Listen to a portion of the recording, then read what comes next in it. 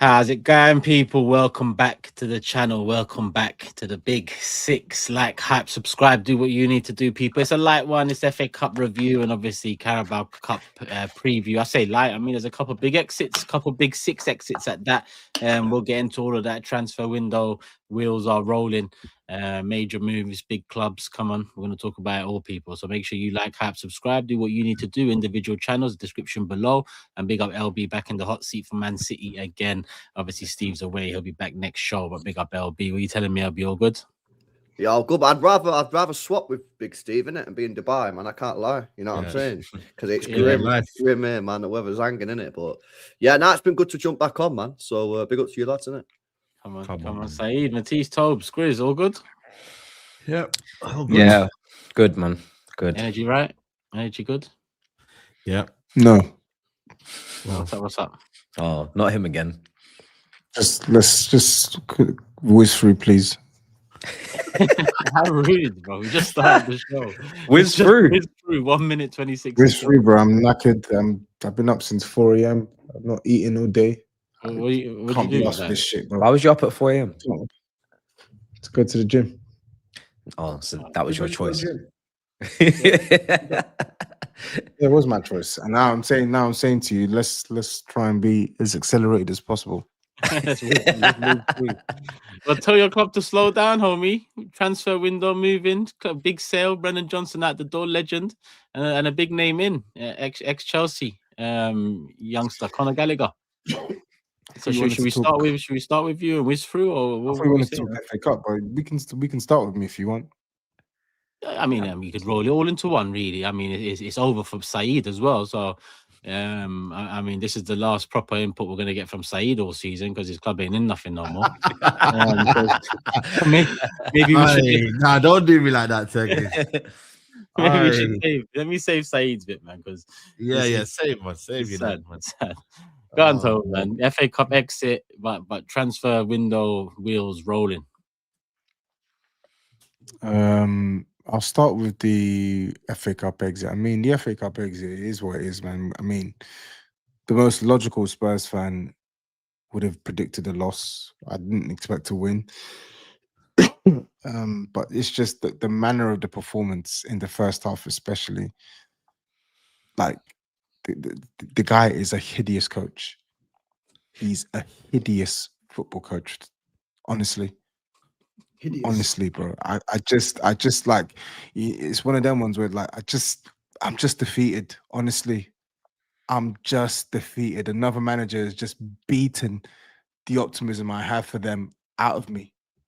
I can't do it anymore. He is dreadful, utterly dreadful, dreadful manager. Honestly, I meant every word of what I tweeted. He's the worst manager I've seen since Jacques Santini. And if you don't know who Jacques Santini is, go Google him. Matisse is before your time. He's the worst manager we've had since Jacques Santini, bro. He's awful. Awful. Yeah. The game itself, rubbish first half, where we let the game get away from us. And then second half was actually pretty decent. I thought Simmons played really well. I thought Tell played really well. I thought Paulinho played really well in the second half. I thought Odegaard played well in the second half, but my thing is, where was the fight in the first half? But then again, I think second half pride just took over. Players were playing for pride and not playing for tactics. And unfortunately, when you're up against a team like Aston Villa, who are in this moment better than us, you can't give them a 2-goal lead. And give is a reach. They played well. They earned the 2-goal buffer, but you can't go 2-0 down at home and think you're just gonna magic your way out of it with a good performance in the second half. Conte used to do this bullshit as well, where we would just surrender the game in the first half and then think, oh yeah, let's turn it on for 15, 20 minutes and we're just gonna get back into the game. It doesn't work when the team's actually good enough. It doesn't even work when the team's inferior to us. It doesn't even work against teams that were supposedly better than. So, yeah, man. Aston Villa, they deserve the win. Frank is bad. We've got some really, really poor players at the moment that are underperforming. I mean, Pedro Porro, man. if I had £1 for every single time I've complained about how bad this guy has been in the last year and a half, I wouldn't be on this show. I would not be on this show. I would have a palace in Dubai chilling with Big Steve. He has been dreadful. Just spamming the ball all over the pitch. No aim, no finesse, out of possession, just running around like a headless chicken. But it's not just him. It's not just him, man. The first half, the midfield, impotent. Attack, impotent. Yeah, man. The pressing gowns back as well. Yeah. Call it whatever you want, man. So yeah, that's the FA Cup. We're out of the FA Cup, 14th in the league, out of the League Cup. Even if we make the Champions League knockouts, which is probably not going to be in the top 8, it will probably be through a playoff. Depending on who we get, we'll be dumped out of that too if this guy's still at the helm. So yeah, you could say I'm not happy. I'm not happy with the state of affairs at Tottenham Hotspur Football Club because we should be performing better than we have performed. But it is what it is. As for Conor Gallagher, man, what can I say that I haven't said on this platform already? Honestly, that is an abomination of a signing. It is honestly an abomination of a signing, bro. And I don't like people say, oh yeah, you use these specific words. I'm being very deliberate with the word I'm using. It is an abomination of a signing. Now, this does not mean that the player is terrible because everyone loves to play this stupid bullshit game on, oh, he's better than this player. He's better than this player. Use your brain. Stop talking like a simpleton. Yeah? If I told you you needed a specific pair of trainers to run, if you needed Nike Metcons or whatever, like Nike Vomero Pluses specifically to run, and I come and I give you Adidas Campuses, right? And he's not even an Adidas Campus. He's a flipping Fila brick trainer to run. You're not going to tell me, oh, you've got a pair of trainers now. It's better than your other trainers, so be grateful. No, you're going to say, nah, I can't run in these. I need my Nike Vomero Plus. Now, let's use that analogy with a midfielder. Yeah? We have Bentancur who can't pass. We have Palhinha who can't pass. We have Sarr who can't pass. We have Basuma who can't pass. Yeah? We're begging for ball progression in the base of the midfield from two 19-year-olds. Two 19-year-olds who aren't ready to consistently give you a high clip of performances and the passing range that we want. Bergvall can pick a pass. Archie Gray, yeah, but they're not at the level to do that consistently. They're going to be inconsistent. They're kids. But if I asked you, who's the pass master in Tottenham's midfield? What are you going to say? Gallagher. You're gonna Gallagher. And you know what's mad? You might say Gallagher. His passing numbers are even worse than Bentancur's. How is that even possible? His numbers are worse. Which numbers? His progressive passes, they're worse. At Atletico or just in the last 365 days, they're worse. But have you seen him at Palace? What about him at Palace? He was great at Palace, man. He was great at Palace in the team that didn't keep the ball. Yeah, fantastic. Whoop-de-doo. And this is the problem. An abomination of a signing that points to just a truly ridiculous football club. In the summer, TOBS, you lot are telling me, why are you complaining about Palhinha? I said, Palhinha is not the profile we need. We needed passers, but I ate the gruel that they gave me. Okay, here's gruel. You're hungry. Yeah. Well, he you did like he likes Palhinha Basuma as well. He likes Basuma. No. I didn't like the Palhinha signing at first, but I came round to it. I accepted it because I said it's short term. Cool. He can't pass. If we can get another passer in, I'll take the destroyer. It's January now, and I've just listed about 4 or 5 midfielders in our team who can't pass and have similar characteristics to Conor Gallagher. So what do we go and do? We go and sign a player who is marginally better. than the players we have who still can't do what we need? What kind of squad building is this? What kind of good recruitment team builds a squad like this? It is a shambolic way to build a squad. It really is. Bentancur, new deal in the summer. That is nonsensical decision making. Who's making these decisions? Who's making these decisions? And then now Conor Gallagher. It's bad enough that we are even going for him, but to sign him permanently, you're literally pigeonholing yourself and your squad. You're pigeonholing yourself and your squad, and you're lumbering yourself with midfielders who can't do what you need them to do. What club who wants to conquer all things does this? It is a terrible way to build a football club. Conquer. Since it's a terrible way to build a squad. Wait. Where did you get this feeling from that your club want to conquer? I don't have this feeling. Right? I'm going off the words that was said. I'm going off the words that was said of the guy that you bumsuck.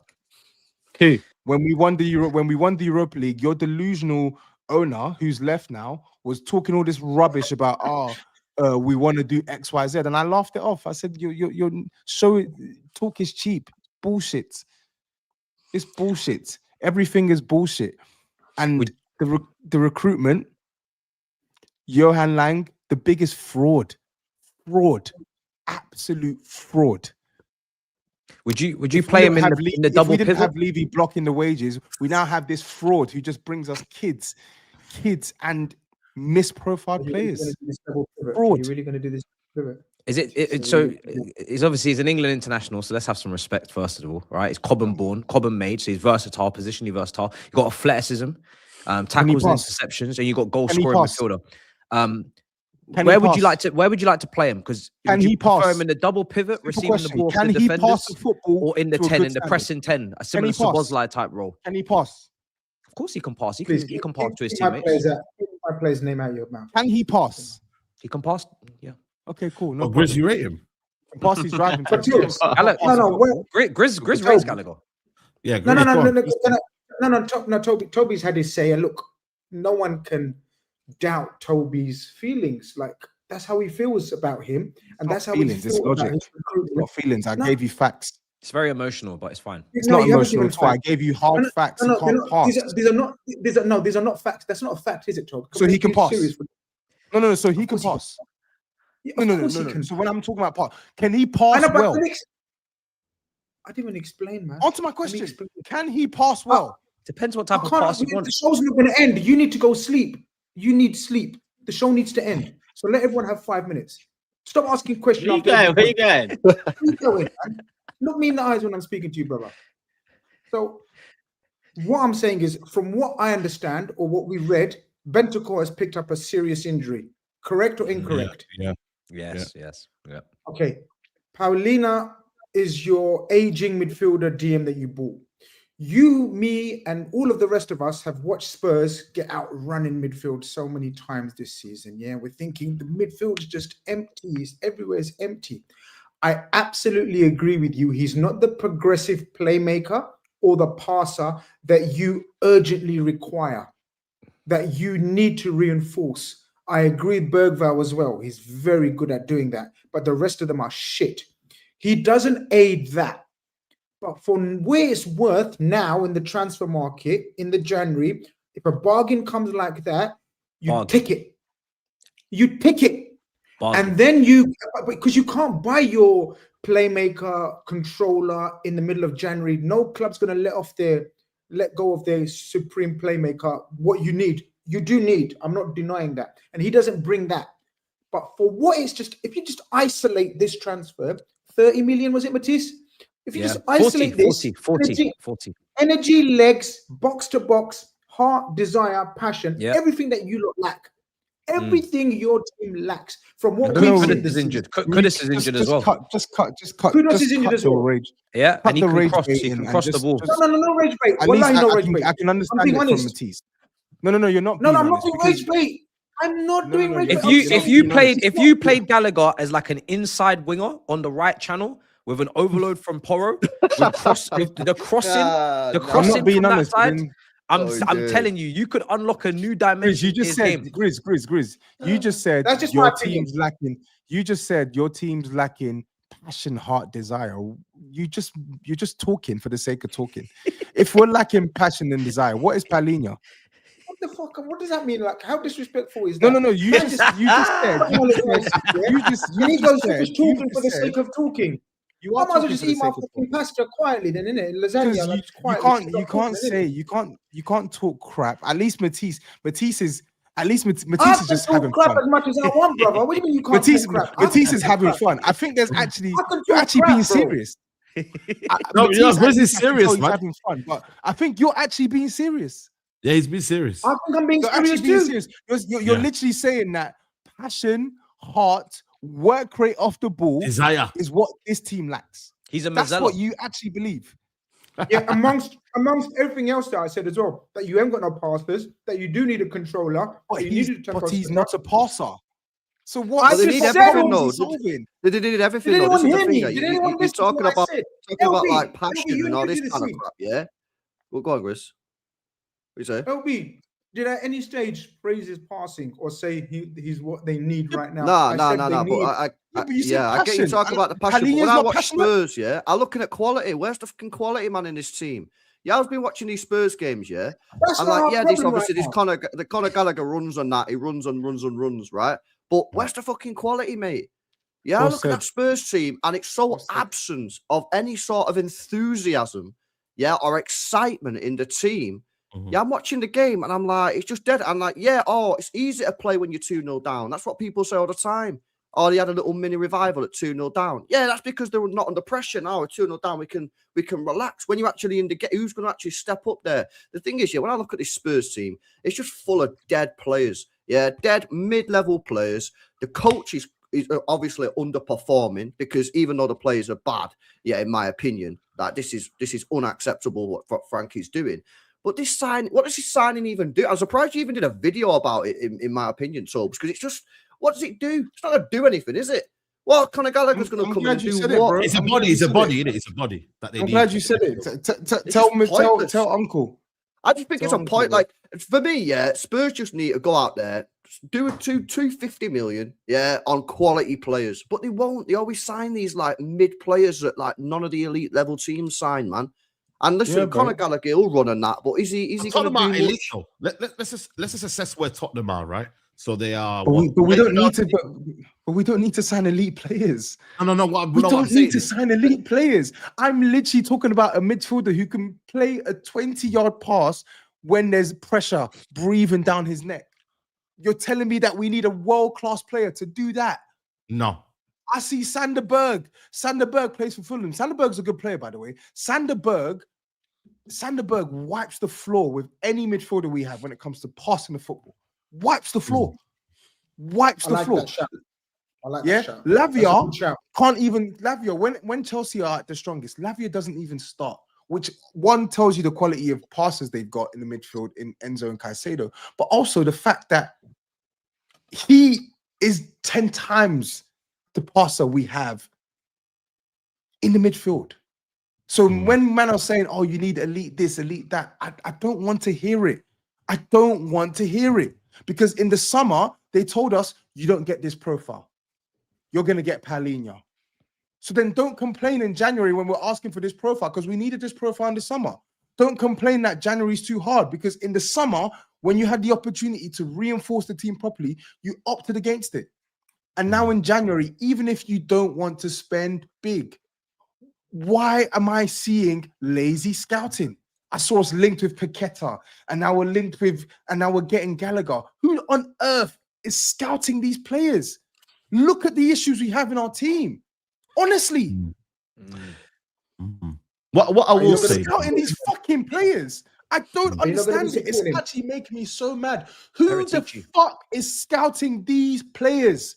It makes no sense. You have the same type of midfielder already. You want goals from midfield. Our DM has scored 5 goals. Our DM has scored 5 goals in all competitions this season. So it's not goals from midfield. We need passers. Honestly, Who is scouting these players? But yeah, I get told, oh, amazing infrastructure. Oh, data-led approach. Johan Lang and his amazing team. Paratici, this, that, and the third. Amazing scouting team that are bringing us some random 19-year-old left back from the Brazilian league. Amazing scouting that's bringing us Conor Gallagher. Conor Gallagher, bro. The thing is, Tobes, yeah. I think, listen, where you are in the league right now, you're not going to get the big names, and I get it. He doesn't want to hear this, man. He hates this. He hates this. No, what I'm trying to say is, did I just tell you we needed a big name? No, I'm trying to say, let me hear me out, bro, man. Because you're talking rubbish. I don't want to hear big name. I don't want to hear big. I've just literally told you, scout. I've just told you, scout. I'm not asking for a big name. Scout someone who can pass a fucking. I'm saying this was probably the best you're gonna get in January. I kind of low-key agree with GRIZZ, which is kind of funny. I don't really normally agree with GRIZZ in a sense. It's probably, but what I will, brother, come back, but yo, listen, what's this? Yo, I was trying to like the point, man. I'm sorry. I'm done trolling. People are paid. Hold on a second. People are paid to scout. This is a full-time job. Yeah. People are paid to scout. And last summer, I'm not even playing around now. I'm gonna stick up for hands for deduction. Hold on a second. Last summer, they already knew they needed this profile. They've had 6 months to scout, to find players that can play in this position and pass the football. You can't tell me Gallagher is the best they could think of in January after 6 months of scouting. Nah, I'm sorry. That's grounds for sacking. That's grounds for a sacking, I'm afraid. No, but what I was gonna say, guys, is the end is that it is desperate as well. The fact that they've just gone in with a 40 million euros when Aston Villa was saying, yo, we're happy to buy him get him on loan with an option to buy. Tobes, you wasn't even gonna hit my point.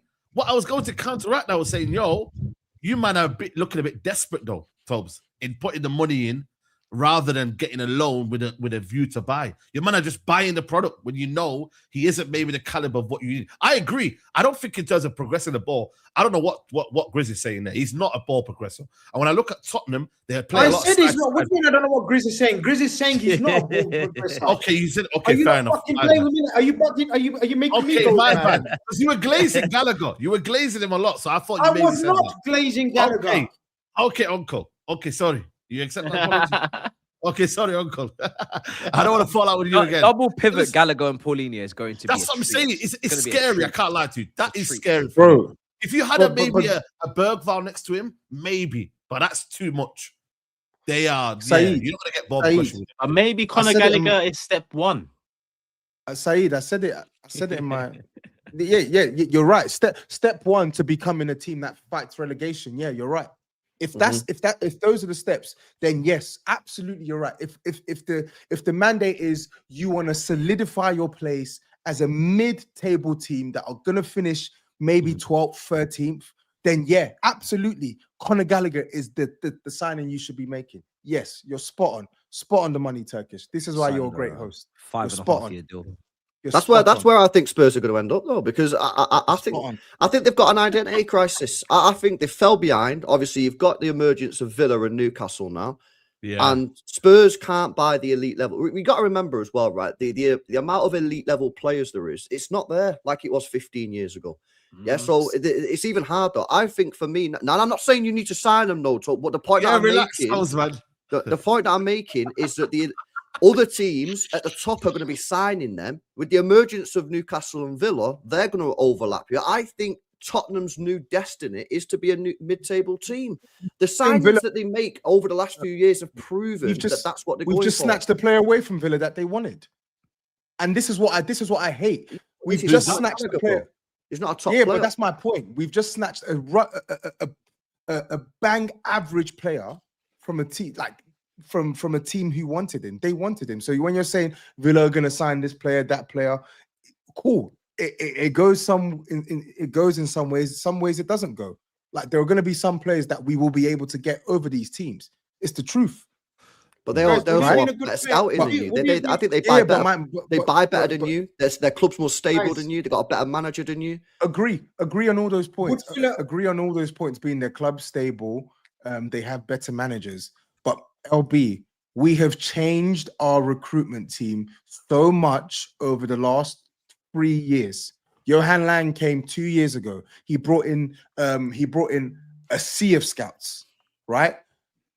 Why are we struggling to even scout the players that can improve this midfield? It doesn't make sense. You man keep saying you can't sign the elite players. Not once have I asked for an elite player. It's you man that keep saying this shit to me. Not once have I asked for an elite player. I've not said that at all. In the summer, last summer, before Wharton's price skyrocketed, a club who are desperate but actually have cash would have tried to chance their arm with him. It didn't happen. They would have tried to chance their after we bid for Morgan Gibbs White. You know what I would have done? I would have said, all right, cool, Gibbs White, not signing you. Even though the player wanted to come to Spurs, that was confirmed. The player wanted to join Tottenham initially. I would have said, you know what? Take that money, add 10 million on top, and go and bid for Elliot Anderson in summer. I said it in the summer. That was one of the names I said before all this fanfare. If you miss out on him, cool. You can say those two players, they're out of your reach. Same owner. But my question to you is, where do we put the onus on these guys to do their job as scouts? It's not like you're completely incapable of doing your job, because these scouts brought us Mickey van der Ven. How many people knew of Mickey van der Ven before we signed him? He came over at the same time, though. Yeah, you are inevitably, because you sign a lot of players, you are going to get some hits, right? So you're going to get how many hits in the midfield? How many hits? No. I agree. I agree. But the point I'm making is, you are buying these gamble players. You're buying these players that you want to come into. No one on these panels probably going to buy these players, yeah, apart from Spurs. And then you're hoping and praying that they come good. And just based off odds, you are going to get a couple of them that work, like Mickey van der Ven. But this is the problem you've got: is that the ones that do come good will go, oh, I'm going to leave. You're already hearing rumours about Mickey van der Ven. He's already done his overlap interview. He'll be out. He'll probably be gone in the summer. The players that do come good will leave, and then you'll just be left with a lot of mid players. And that's why I think you've got an identity crisis, because you can't compete for the top players. You go for the gambles, and then this is where you end up. This is why I think you're solidified now as a mid-table team. Damn. But LB, do you know what it is? They have got an identity crisis, and they've had an identity crisis for a number of years because of the amount of coaches and different types of coaches they've gone through. Right, let's be serious for about 30 seconds. Yeah, they've gone through all different types of coaches, young, experienced, Premier League proven, everything. Right now, they've got a coach that has managed Brentford. That's what we know about Thomas Frank. All we know about Thomas Frank is the job he's done at Brentford, and we can all agree it's been a bad boy, admirable job. He's walked into a whole heap of mess because Spurs were like this last season and the season before, and because this brother's been in that robe for years. It's not like just this season thing. He gets depressed every single season. So we know it's a mess. I'm just saying he will live by the sword, die by the sword. The signings that he's making, and this isn't a great start. I agree, Tobes. It's not a great start. It's not what you need. I know exactly what you're saying, what you need. But it doesn't mean you still add where you can. Do you understand? Because your squad is so thin right now, yeah? You still need players. Kudos out, Bentancur out. God knows how many other players. He's not the profile which is urgent, which is A1. But still enhance it where you can. That's all I'm saying. There's no buts. That's not enhancing the squad. That doesn't enhance the squad. Adding another body to the squad is not enhancing it. No matter what you think of Conor Gallagher as a player, it is a marginal upgrade on what we have. That's what you're not missing. I'm so sick of people talking to Spurs about, yes, you're looking at what we have instead of what we need. And that's the wrong way to build a squad, because we have built a squad based off what we have for years. And we're in the position we're in now, where we're lumbered with so many players who are not good enough to play in that position. Basuma, Bentancur, Palhinha. Look at what SAEED said. SAEED's talking about Bergvall, a 19-year-old, to spare our blushes. Gray, 40 million Archie Gray last summer or the summer before. And I told you, yo, that's a lot of money. We needed a serious midfielder. You said, no, chill, Tobes. Chill. He's a baller. And I'm not even saying this to get at Gray. I think he's talented. But my point is, when you buy these young, inexperienced players and you don't pad them with sufficient first team quality, it is a terrible way to build a squad. Mm-hmm. And now the player that you're bringing in is Conor Gallagher. All right, man. You have signed a lot of midfielders over the years that you've liked at the time, though. It's just been unfortunate the way it's worked out for you. Like all the ones you just named on your hand at the time, you was happy about signing them. Yeah, Turkish, but exactly. Yeah, Bentancur and Basuma, I was happy at the time. But Bentancur, since his ACL, has been terrible. How many times did I moan about him last season? In the summer, I said, sell him. I said, sell Basuma, sell both of them.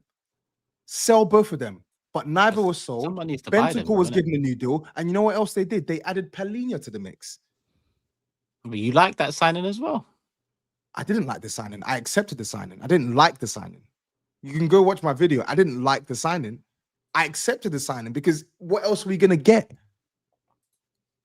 They're not giving us anything else. We need passers.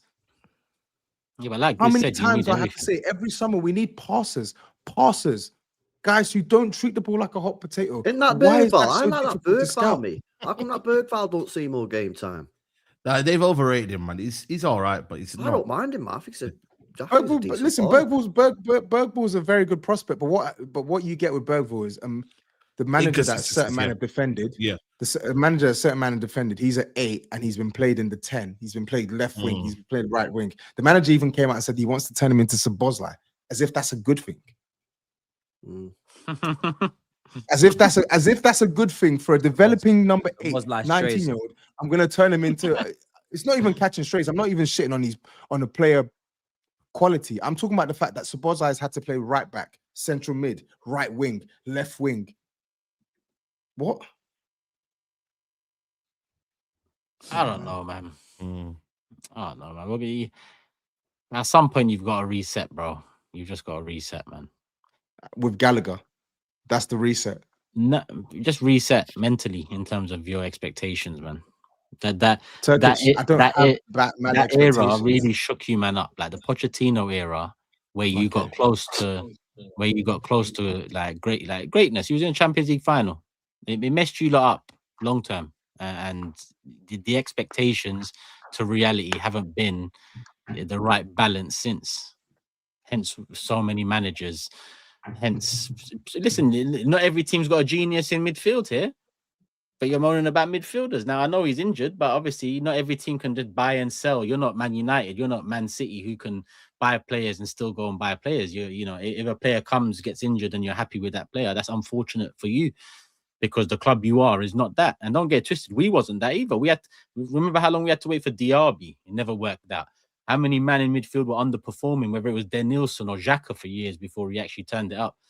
Like, we're not that team, or you're not. Well, now we're different, but at that time we wasn't that team to buy a player. It doesn't work out, then get him out the door straight away. Like Chelsea, Bakayoko comes dead out the door straight away. You don't see how much money were you making? What during that time? Oh, that was our downhill slope, isn't it? So I don't know. What do you mean money making? You're talking about not being able to cut tires and like replace. Like I get your point. Yes, we're not Man City, but the players I'm talking about, it's not like, oh, it's one summer and done. Bentancur had his ACL 2 years ago, and we gave him a new deal. We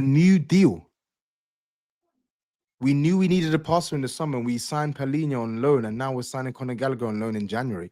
Like, I get what you guys are trying to say, whether you're trying to wind me up or not, but let's just be for real, please.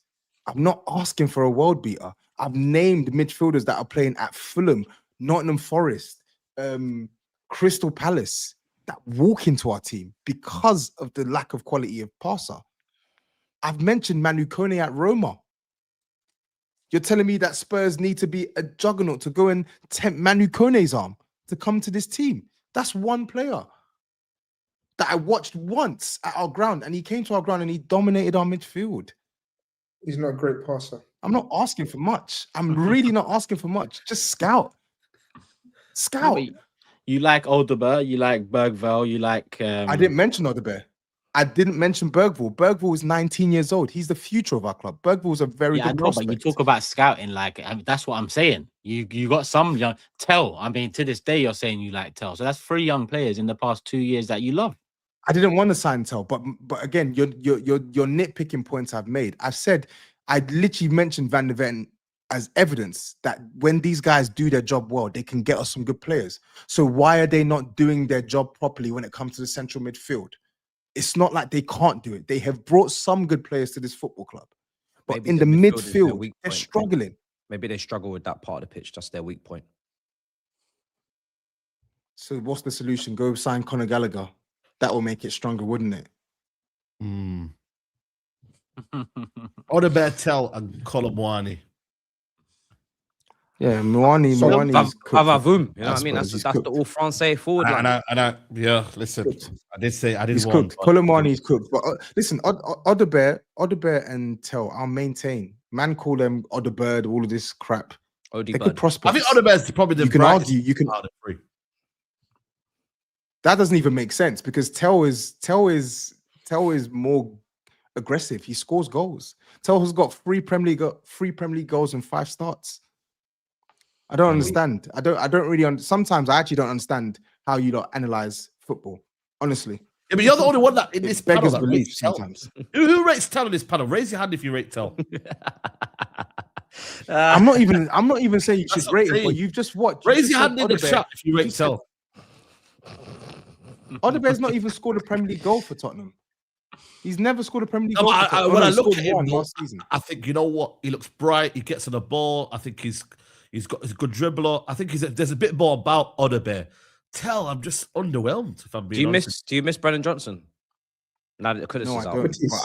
No, I don't miss him. But I wish we would have signed someone before selling him, or signed someone knowing that we were going to sell him. So you have regrets. He misses him. I don't have regrets. Is Gallagher better than? I have an incompetent football club. I want to see Gallagher play right wing. You know, is Gallagher better than Brennan Johnson? Coach. He probably will under this coach for sure. You can cross for sure. Gallagher or Johnson? Gallagher or Johnson? Neither. I'm with that. But you signed Santos though. To be fair, that left back, so that's something as well. Yeah, I hope he's good. But again, 19 years old. Yay, another kid to solve another casino signing, isn't it? That's all these are. Another kid to solve grown men problems. Let's see how this one pans out. Hopefully, he's good. Let's see. How old is he? 19.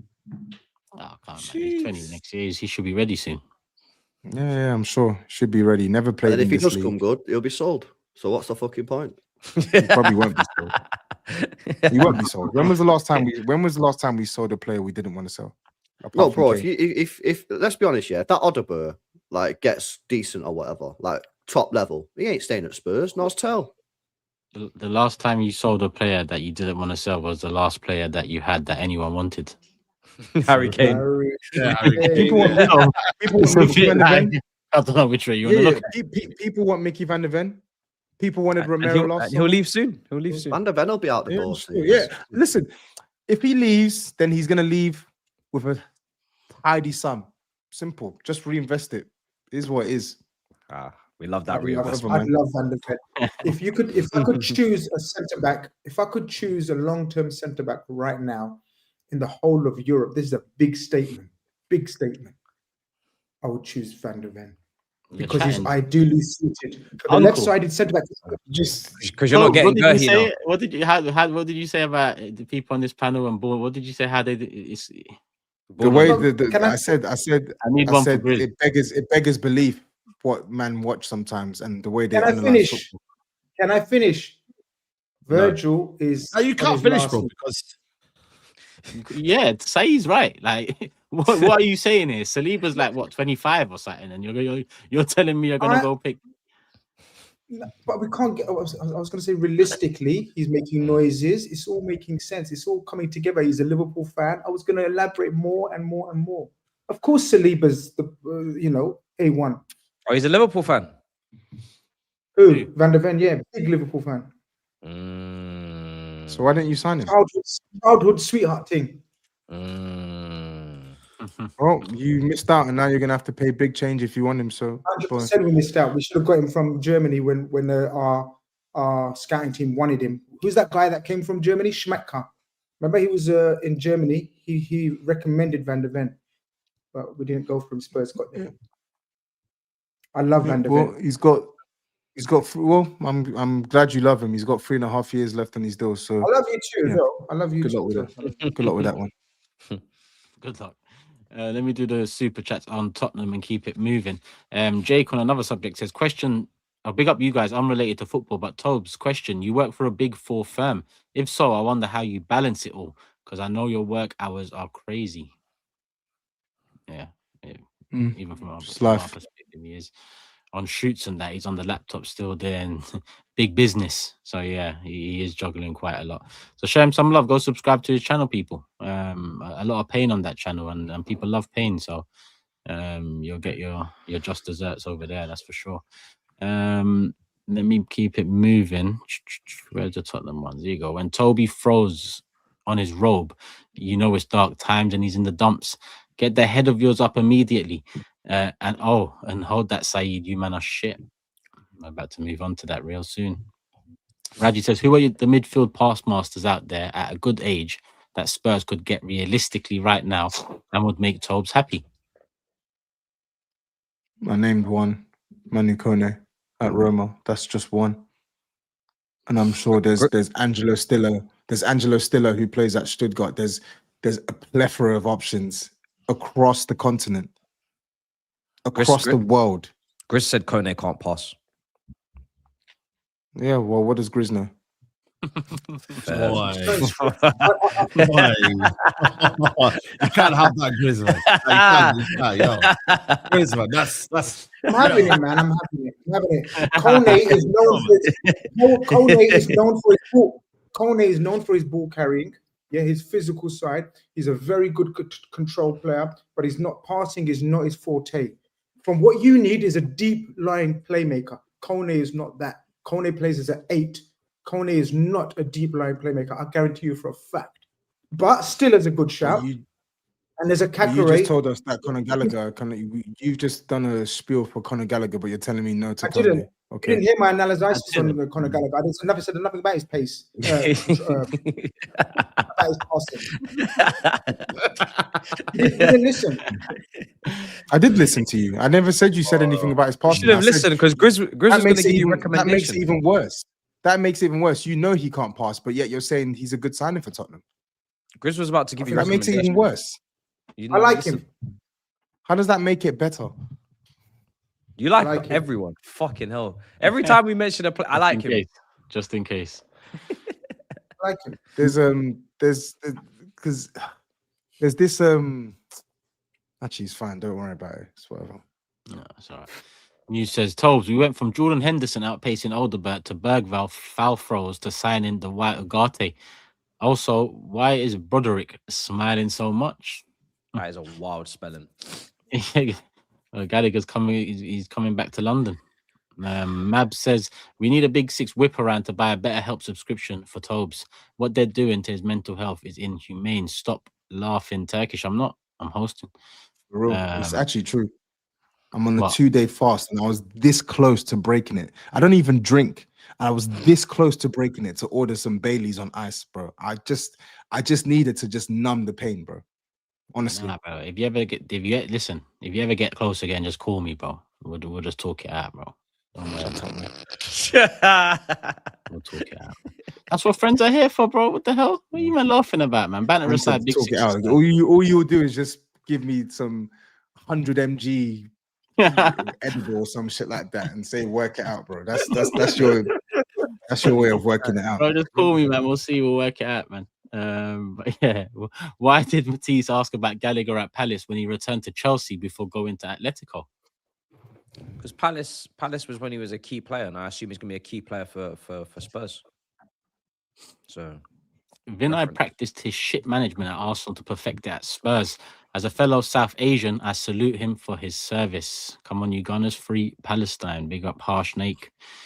And yeah.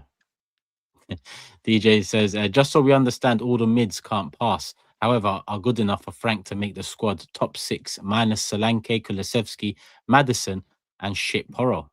Okay, sure. Didn't call Porro shit. I said he's playing shit. And this guy, I'm not even gonna waste my time addressing the rest. I'm just not. Not today. Just waffling. Tottenham finally got a replacement for Højbjerg, one of their greatest ever midfielders, to be fair. Oh, yeah, do you remember Højbjerg? Højbjerg's better than him. You lot loved him once upon a time as well. You just turn on, man, quick. Marco says, I liked his personality, but he wasn't good enough. Don't dislike him as a player. You're like Gallagher's personality as well. No, Matisse goes, I like his personality. I liked his personality. I like his personality, yeah. You still do? Yeah. That's that passion merchant in you. That's that passion merchant. I don't think he's good enough. Is that a crime? I can't wait for Gallagher to just Gallagher's gonna win you over. He really is. Tobes, no banter. Please tell us exactly what you realistically want for your team. Your complaints, not just the Gallagher one, but in general, have no focus. Yeah. We don't have time. Yeah, bro. I mean, it would be good for him to explain. But I'm with the super chat, but I'm also with the time constraint. I'm stuck in between somewhat. Maybe one day we'll get that. Indigo says, thought Spurs recruitment would improve when Levy left. What an idiot I was, fellow rival fans. In the words of Josh Kroenke, I would say, be excited. Oh, mate. What words? Toby, you are a coward. You were given the Undertaker throat slash on Mob for Steve, like you were going to deliver a tombstone, but on the show ended up receiving Rikishi's stink face. If you know, you know.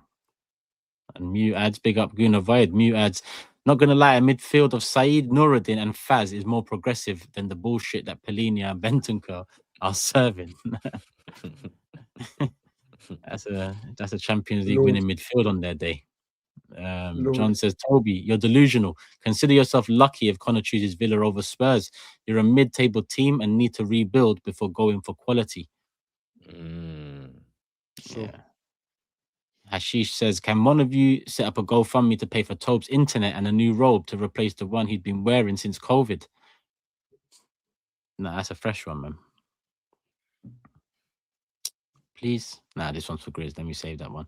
I'm an Arsenal fan, but the rage baiting with Spurs Toby is getting old boring. Once in a while, sure, but not every time. Tobes makes a good point. People think I rage bait Tobes. A lot of the time, that's not the case. I believe what I'm saying. They're just shitting it. Like, bro, that's just the facts. Like, I don't know how else to... Yeah. That other super chat that said they have to get back to that top 6 level, top 8 level consistently first is facts. But remember the words he used in his first monologue? He ended it with conquering and all that. That should never be even in the thought process right now. Conquering what? You got to find land. That isn't in my thought. That isn't. But you said it. Don't say conquering. I paraphrased a club who had the audacity for a delusional chairman to come out and make those statements, and then 6 months later, when that chairman's gone, we're getting Conor Gallagher. You've known me how long? You really think that those thoughts are in my those are my thoughts on Tottenham? Do me a favor, man, please. I bash this team more than anyone on this panel. How can I think such a stupid thing? Calm down, man. Yeah, you do. Nah, man, just chatting shit, bro. Just move on. Yeah, but the evidence is there, right? It's all right. Mohammed says Spurs lacking a passer. Why not go for Ruben Neves? Great passer and available for 20 M's. Someone we need at United. Would that be all right? Yeah, I looked at me and Fuad. We spoke about Ruben Neves. I take him. He might be slow, but I take him. He can pass. I take him on loan. I'd have him over Gallagher. I'll tell you that for free. Yeah, he's got more use than Gallagher, definitely. It's just the physicality with him, but yeah, he can pass. Ricky says, Tobes called Bentancur world class when he joined. He told me to shut the fuck up when I said he's a limited player. Now he's crying. Suffer with me now. You called Bentancur world class? Of course not. Don't say of course not. I swear, on my life. I would never say Oh, something. you don't need to spoil your life. Just come here and lie, bro. Okay, fair. Just come here and lie. You know me again. If I said Bentancur is world class, you'd know about it. Fair. You'd know about it. Fair. I mean, yeah. John says Unky's right and Toby is unrealistic. Look under Mikel how often we signed average players. Rebuilding doesn't happen overnight. You need bodies right now. Dare I say, fair point. Temi Dial says, Tobes, I feel like you are being ungrateful. Remember, you finished 17th. We all start somewhere. Oh, Gallagher. Man mix Gallagher and Akwaba. It's all mad. But yeah, subscribe to Tobes when he signs. That's it. Transfer reaction out straight away. He's on job. The United ones. We got another one here from Omega saying Spurs got issues all over the field. But they're selling their best forwards, bringing in Chicken, Brent, Cloudy with a chance of meatballs. Best part, Spurs give us money as well as the usual 3 points. Okay, Tobes. Who does he support?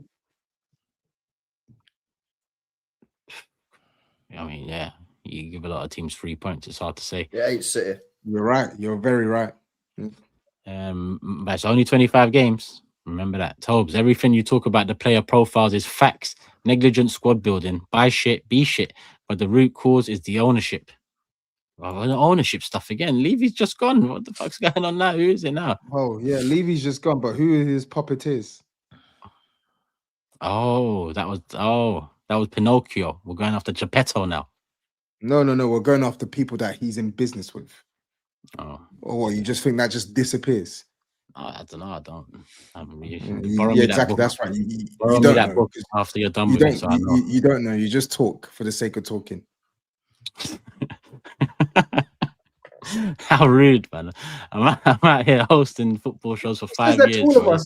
Is that all you've got to say about me? Yeah, we're just talking for the sake of talking, he says. Oh, mate, that fuels me though, man. Knowing you just got under his skin a little bit because I know I've told before this show was in front of the mirror saying I'm not gonna get rattled. You know, slapping his face, says I'm not gonna get rattled. And a couple of times he's been drawn out, but it's all good, man. It's all good. Let me see. Was gonna big up to the let me save this one. That's United. That's United. Tobes, what's worse, Nigeria flopping in World Cup qualifying or Tottenham being bums? Tottenham being bums. Banter aside, Tobes has a right to be mad at his owners and transfer policy. Read lineups and sides like Bournemouth have better talents. Shame for a big six club. I guess so. This guy Tobe said tell is shit. Now tell is good after he scored a few goals. Nah, man, Tobes has been back in Tell from the beginning. Yeah, you're making it up now, brother. Tobes, yeah, Tobes, I remember that myself. All right, cool. That's Tottenham out of the way. You'll be glad to hear, Tobes. Like, hype, subscribe, people. 54 minutes in. We still have a couple more things to talk about before, obviously, we move on to Chelsea, Arsenal, Carabao Cup semi-final, Man City, Newcastle, Carabao Cup semi-final. But it's a season ender for United. SAEED out of the FA Cup at the first ask, out of the Carabao Cup at the first ask. No European football. That all leads to your least games played this season since I don't even know when 1910s or something I read. So yeah, man. And Carrick, is Carrick close? I don't know what's going on. Yeah, it'll be probably announced in the next 48 hours, maybe tomorrow. Okay. So yeah, Carrick interim to the end of the season. But yeah, man, it's all done, man. Season over. Not gonna celebrate top 4, top 5. You know what I mean? If I'm being honest with you, but we still need to get there. Whether we get there with Carrick, I'm not gonna put my hopes up on that one. But yeah, man, Grimsby, August. Do you know what I mean? August and now January, innit? You know what I mean? Start of the season and the start of the year. It's peak, man. I can't lie to you, bro. I thought Grimsby was bad. I thought, you know what, man? Cheeky little FA Cup run. Because we haven't been that bad in the FA Cup. We had a couple of finals. We've won it. You know what I mean? I just thought maybe, surely, like we'll go on a bit of a run. But yeah, man, Brighton dealt with us with their B team as well. That's the most damning thing about it, man. I went through their team thinking, yo, okay, Danny Welbeck, cool. Yeah, but then I'm like, yo, Kodioglu, yeah, decent. But then the rest of the team is this B team. And yeah, man, it was Danny Welbeck, you know what I mean, haunted us. and we're out. It's poor. It's absolutely poor, man. I can't lie to you, man. I didn't even like go mad yesterday. I was just like, what the flip is this, bro? 40 game a season. I don't even know. In my lifetime, I've not been through that.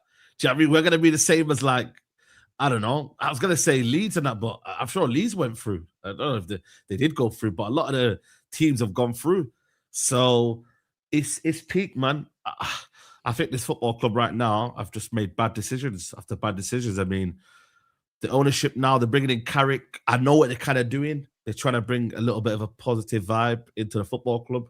See it out. Maybe the vibes can take us to the end of the season. But really and truly, like, I just don't know, man. And yeah, well, yesterday in the ground, it was just so soulless, man. Like, there was no atmosphere. There was no singing. You know what I mean? There was a guy next to me, in front of me, texting, yo, let's bring Amorim back. And I was like, what the hell is he doing there? Do you know what I mean? I was like, yo. And the next thing you know, a minute later, Welbeck scores. I'm like, yeah, man, it's just, club's a mess. I'm not going to lie to you. Cracking, it is a mess. Well. Players need to step up, but really and truly, I'm not sure if they are. Ahmad's back for the derby and whatnot. That might add to a bit of quality, but overall, it's poor, man. It really, really is poor. And like I said, ended last season losing to Tottenham. Funny enough, we're both back in the same position. You know what I mean? Maybe, just maybe, the Mud Brothers, you know what I mean, that I maybe kind of wanted Chelsea, but really and truly, it might be Tottenham and United, the Mud Brothers, bro. Told me, man, we might be actually the new Mud Brothers because our season's over. You're not winning the Champions League.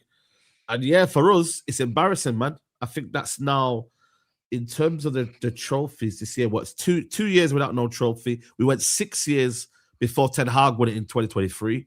It's not good enough, man. You know what I mean? It's still Man United. I get it. We're not Man United by like in terms of like heritage and whatnot, but still Man United by name. It's still embarrassing. You know what I mean? Oh, don't do this, man. Don't do this. I knew he was gonna do this, bro.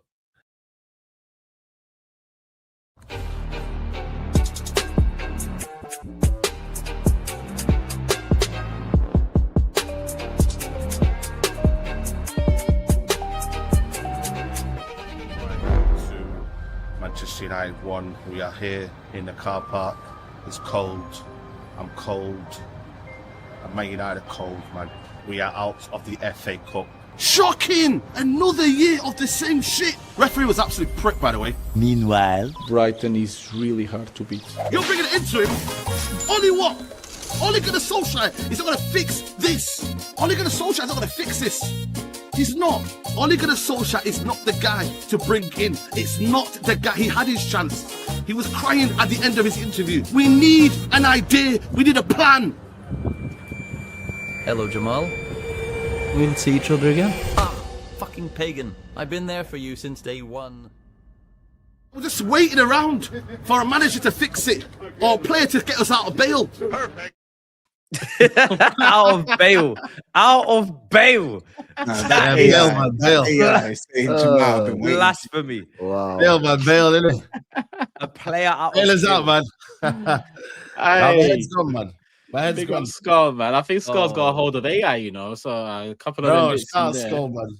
Shout Skull. Crazy, man. I said out of bail. That's brilliant. I deserve the cooking. I say what I say. It is what it is. I mean, we got to hold it. We got to firm it. We deserve this. Man. You know the maddest thing about that as well, yeah? Before the game, I don't know if you know, I was crashing out at Brighton for rotating because it was like the only trophy that they can go for now because they're at the Carabao Cup. And I was crashing out. I was like, why the hell these guys rotate the team, man, against United? United are trash. They couldn't do it.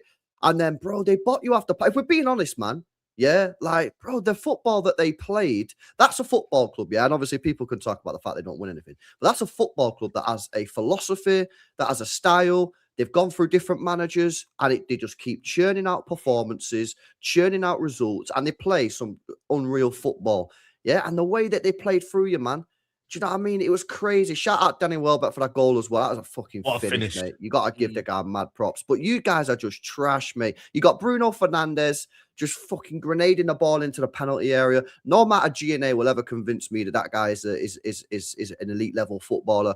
Matheus Cunha, I've told you, SAEED, from day one that this guy is a fraudulent footballer, man. The guy just picks up the ball, runs with it heavy, and then just unleashes shots And sometimes it looks good, and people just glaze him when he's got better options available, or pass it to a winger or pass it to a fullback. The guy's not a good football player, mate. Yeah, and people are starting to see it. Yeah, I don't know why it takes people so long, man. The guy's a terrible football player. You gas up players way too quick. Euro, you were telling us how mint he was. Yeah, like, just chill, innit? Why you go too quick on some of these players? Yeah, why can't we see these players for a year before you start glazing them? Because you do it all the time, Saeed, to be honest with you. Yeah, you did it with Euro, bro. Yeah, you do. I bet you done it with Shea Lacey as well. I guarantee before he got sent off, I bet you was glazing Shea Lacey, innit? I bet you was doing that, bro. Shea Lacey's talent. Shea Lacey's a youngster, innit? Yeah. So what, a couple of games and you're glazing him already? How about let him actually have a season, bro? You know what I mean? You get yourself into this mess by glazing the players too hard, and then when they realise that they're not good enough, you come unstuck. Play your strongest team at home to Brighton in a must-win to avoid playing 40 games in a season. No team is going to play less games than you up and down the 4 divisions of English football. It's impossible. There are qualifying rounds of the FA Cup in July. There is Carabao Cup first rounds to play. There is St. Johnstone Paint Trophy, Papa John Pizza Trophy. There's so much going on in the leagues up and down the country. The league alone in the Championship has more games than you'll play because there's just more teams. I know. It's absolutely insane. No, it's insane, Grizz. And they're not getting away with it. You're going to come in here and relax the ball and bring the temperature down. This man deserves to be cooked. Yeah. Cooked! Matisse, how the fuck are you playing 40 games? 40 games. You, man, are out of Europe. You have 1 game a week. You have spent the money in the summer. You have options. And then you go on top of that to go and get knocked out to Grimsby Town and Brighton in the first round of the Cups. You were at home. You played all of your big hitters. Brighton rotated. Yep. And they still knocked you out. It's unacceptable. I don't want to ever hear Mud Brothers again from you this season. My team is playing 4 competitions after playing Club World Cup. I don't want to hear it. On God, I don't want to hear it. I don't care where you are in the league. I don't care how many points you amass. Saeed, you must get Champions League football. I said it earlier. I'm gonna say it again. You must qualify for Champions League football. I don't care who's in charge, bro. You got one game a week. Everybody else is playing Wednesdays, Tuesdays. I'm free from expectations. I'm vibes until the end of the season. No, there's FA Cup weekends. I am vibes until the end of the season. There's FA Cup weekends. You're not going to be playing for 2 weeks. No. You don't get to be vibes. Not from GRIZZ, yeah. 1 game a week with Matthias Cunha that you were waxing lyrical about. I know we've had 1 game a week all year, bro. What do you mean 1 game a week? Toby, there's some weeks they're not going to play for 2 weeks, bro. There's some weeks Saeed's not going to have a game for 2 weeks because the FA Cup weekend wipe out. Yeah, I'm going on holiday. I've already booked my holiday time because we don't have a game for a month, so I know where I'm going in that period. Yeah, 1 month. We don't have a game. Where you going? We have a game from the March international break all the way to 11th of April. So in that period there, that's a few excursions. You know what I'm saying? But yeah, you know what it is? You're barely a football club. If you don't play games of football, you're barely a football club, right? Like if the game, like, do you get what I mean, guys? Like a football club plays football games. If your number of your games is increasing, I want to look for the future. I want to look to the future because obviously being the biggest future, man. What future is there? Let me address the future, innit? Because being the biggest club in the world, obviously they're going to have massive, huge, big coaches vying to take over, like Solskjaer, Carrick, Fletcher. I mean, these are some of the biggest names in the industry fighting over to become the next Man United manager, right?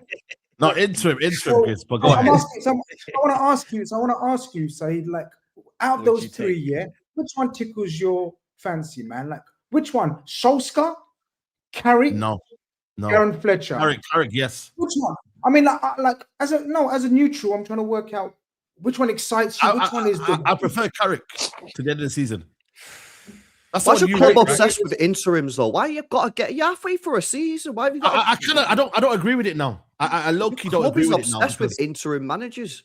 Give this guy it to the end of the season. How about just appoint a manager? I mean, let's be honest, this club was probably thinking about sacking Emery for the last year, right? So they must have known who they want. Why they got to wait for? Lewis, watching Real Madrid appoint Arbeloa today has spun me differently. It has changed my entire perspective. It has changed my entire perspective on what is out there in the managerial dugout. Because when Real Madrid, not Man United, Real Madrid, the biggest football club on the planet, are appointing Arbeloa as their manager, and they don't have anybody else to turn to.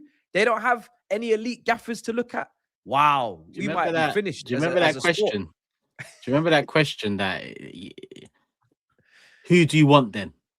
You know that question about manager, who do you want then? And it's been dismissed for years. I think we'll finally get into a place where literally there is maybe 2 managers out there, 3 managers out there that have any sort of real weight in terms of expectation. And that changes in the summer. That changes in the summer, lads. And this is why interim is quite fashionable. Interim's fashionable right now, or whatever you want to call it. Like Lewis said, why the interim fascination is because clubs and directors of football know that after the World Cup or this summer, there's going to be 3 or 4 top coaches that are available or possibly available in the market. I think it's going to be a mad summer of transfer. But GRIZZ, manager transfer window. Yeah. But my thinking now with the interim now, looking back at it and thinking, it might be a poor decision because say now, for example, the World Cup begins, June the 11th, around there. It's finishing around July the 19th. The manager's obviously going to get time off, whoever they're going to get in around that time. I'm just thinking it might be, if you're waiting for Tuchel, if you're waiting for a manager who's actually in the World Cup or in around that time, you got players at the World Cup, you're not going to have your squad there together. You're having a limited time, so then you're not even prepared for the season then. So that's the worry for me now, is that we're going to end up just scrambling managers because, bro, Slot could get sacked. So now who goes there? So there's a Real Madrid are going to look for a manager. They don't have Arbeloa in the summer. No way. So then Nagelsmann goes to there. I'm not saying that Man United are going to get Nagelsmann or I want Nagelsmann. But then Ancelotti, Zidane, Nagelsmann, possibly deserving Pochettino, all of the Klopp is still lurking around there. All of these coaches, you know what I mean? They're going to be on the market, I think. It's going to be madness. So I don't know what they're looking for right now. I'm not going to lie to you. Did they go for an experienced manager? Did they go for a guy who's, pragmatic? What do they go for? No, I think you should go for, bro. Yeah, I think you should try and get Tuchel after England, mate. I really do. You know what? You should go get Tuchel, man. Tommy Tuchel. What happened to Maresca? I don't know. I think he's looking for that City job, innit? I think that's the one that he's looking for, I believe, anyway. So also, just a minute ago, Saeed, you said that your club's finished, but on Friday on this very show, you said that your club would do something next year. So can you just explain? I was trolling, innit? Yeah, but we can't just trolling on that level. I was in the trolling mood. It didn't sound like trolling. That was just trolling, man. That was just, you know what I mean? Me just trolling on the Friday. Where's Enrique going? Enrique, I'm not sure, man. Luis Enrique. He would have gone to Real Madrid. PSG, but didn't he reject the contract? His contract's up this summer. No? Apparently that was fake news. They're saying that's fake news. Yeah. It's always 1 year left. Summer, though. Oh, it's 1 year left. No, he's got 1 year left. Yeah. Okay. But then I don't know. He wouldn't go Real Madrid anyway. So where would he go? A lot of these, but truthfully, I think some of these managers that you're mentioning, though, they probably are waiting for the Pep job after when he leaves, because at City, you've already got the likes of Haaland and that. No, they probably are, because, bro, you've got a board there that gives you what you want. You've already got Haaland. You've got some elite level players there, man. It ain't a mess. You go United. There's a 75% chance you fail and your legacy's not destroyed, but made worse. You agree? Yeah. The reputation. Yeah. So like it's a risk, man. But I think you should get Tommy Tuchel, man. I think that's the guy who should go. No, I think that's a sensible choice. But again, he did reject us, or there was something that happened in the summer of 2024. So I don't know if that happens, man. I'm not gonna lie to you. I don't know. Right now, I couldn't tell you who I want, what I'm looking for, what's out there, what's gonna work, what's successful. I'm not gonna lie to you. I've never been this confused, and you know how long I've been on this show. and I've been confused. No, you have been. But this time now here, I don't know what I want. I'm just saying, let's see what happens to the end of the season. I'm not expecting much from Carrick. If he finishes top 6, I think that's decent to might good. get a job permanently. No way he's getting a job permanently. I think he'll use this as a platform to get a good job, maybe in the Championship, or maybe to be fair, the standards are that low now. He might be the next Tottenham manager. Who knows if he does well?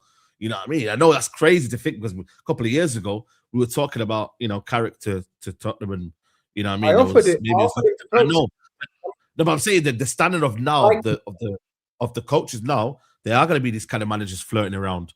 So. Yeah, I think he'll be here to the end of the season, get top 6. But then again, I'm not gonna lie, this league is so rubbed. I don't know where we'll finish. You know what I mean? Newcastle have come out now and done a few bits. Liverpool, they're up and down.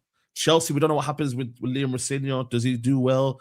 Does he do worse than what Maresca was? You don't know, innit? So it's gonna be a manic end of the season. It is one game a week, but brother, like, we've been here one game a week, bro. Every game feels like it's gonna be a final, innit? And that's going to be a mad one. Like, the next 2 are already a madness anyway, City and Chelsea. So, welcome to Man United for Carrick in that aspect. But, bro, roll on, man. I feel like I've been punched that many times. I feel like I could take another couple punches. You feel me, man? Like, I think I'm ready for it, man. So, bring it on. Let's see what happens.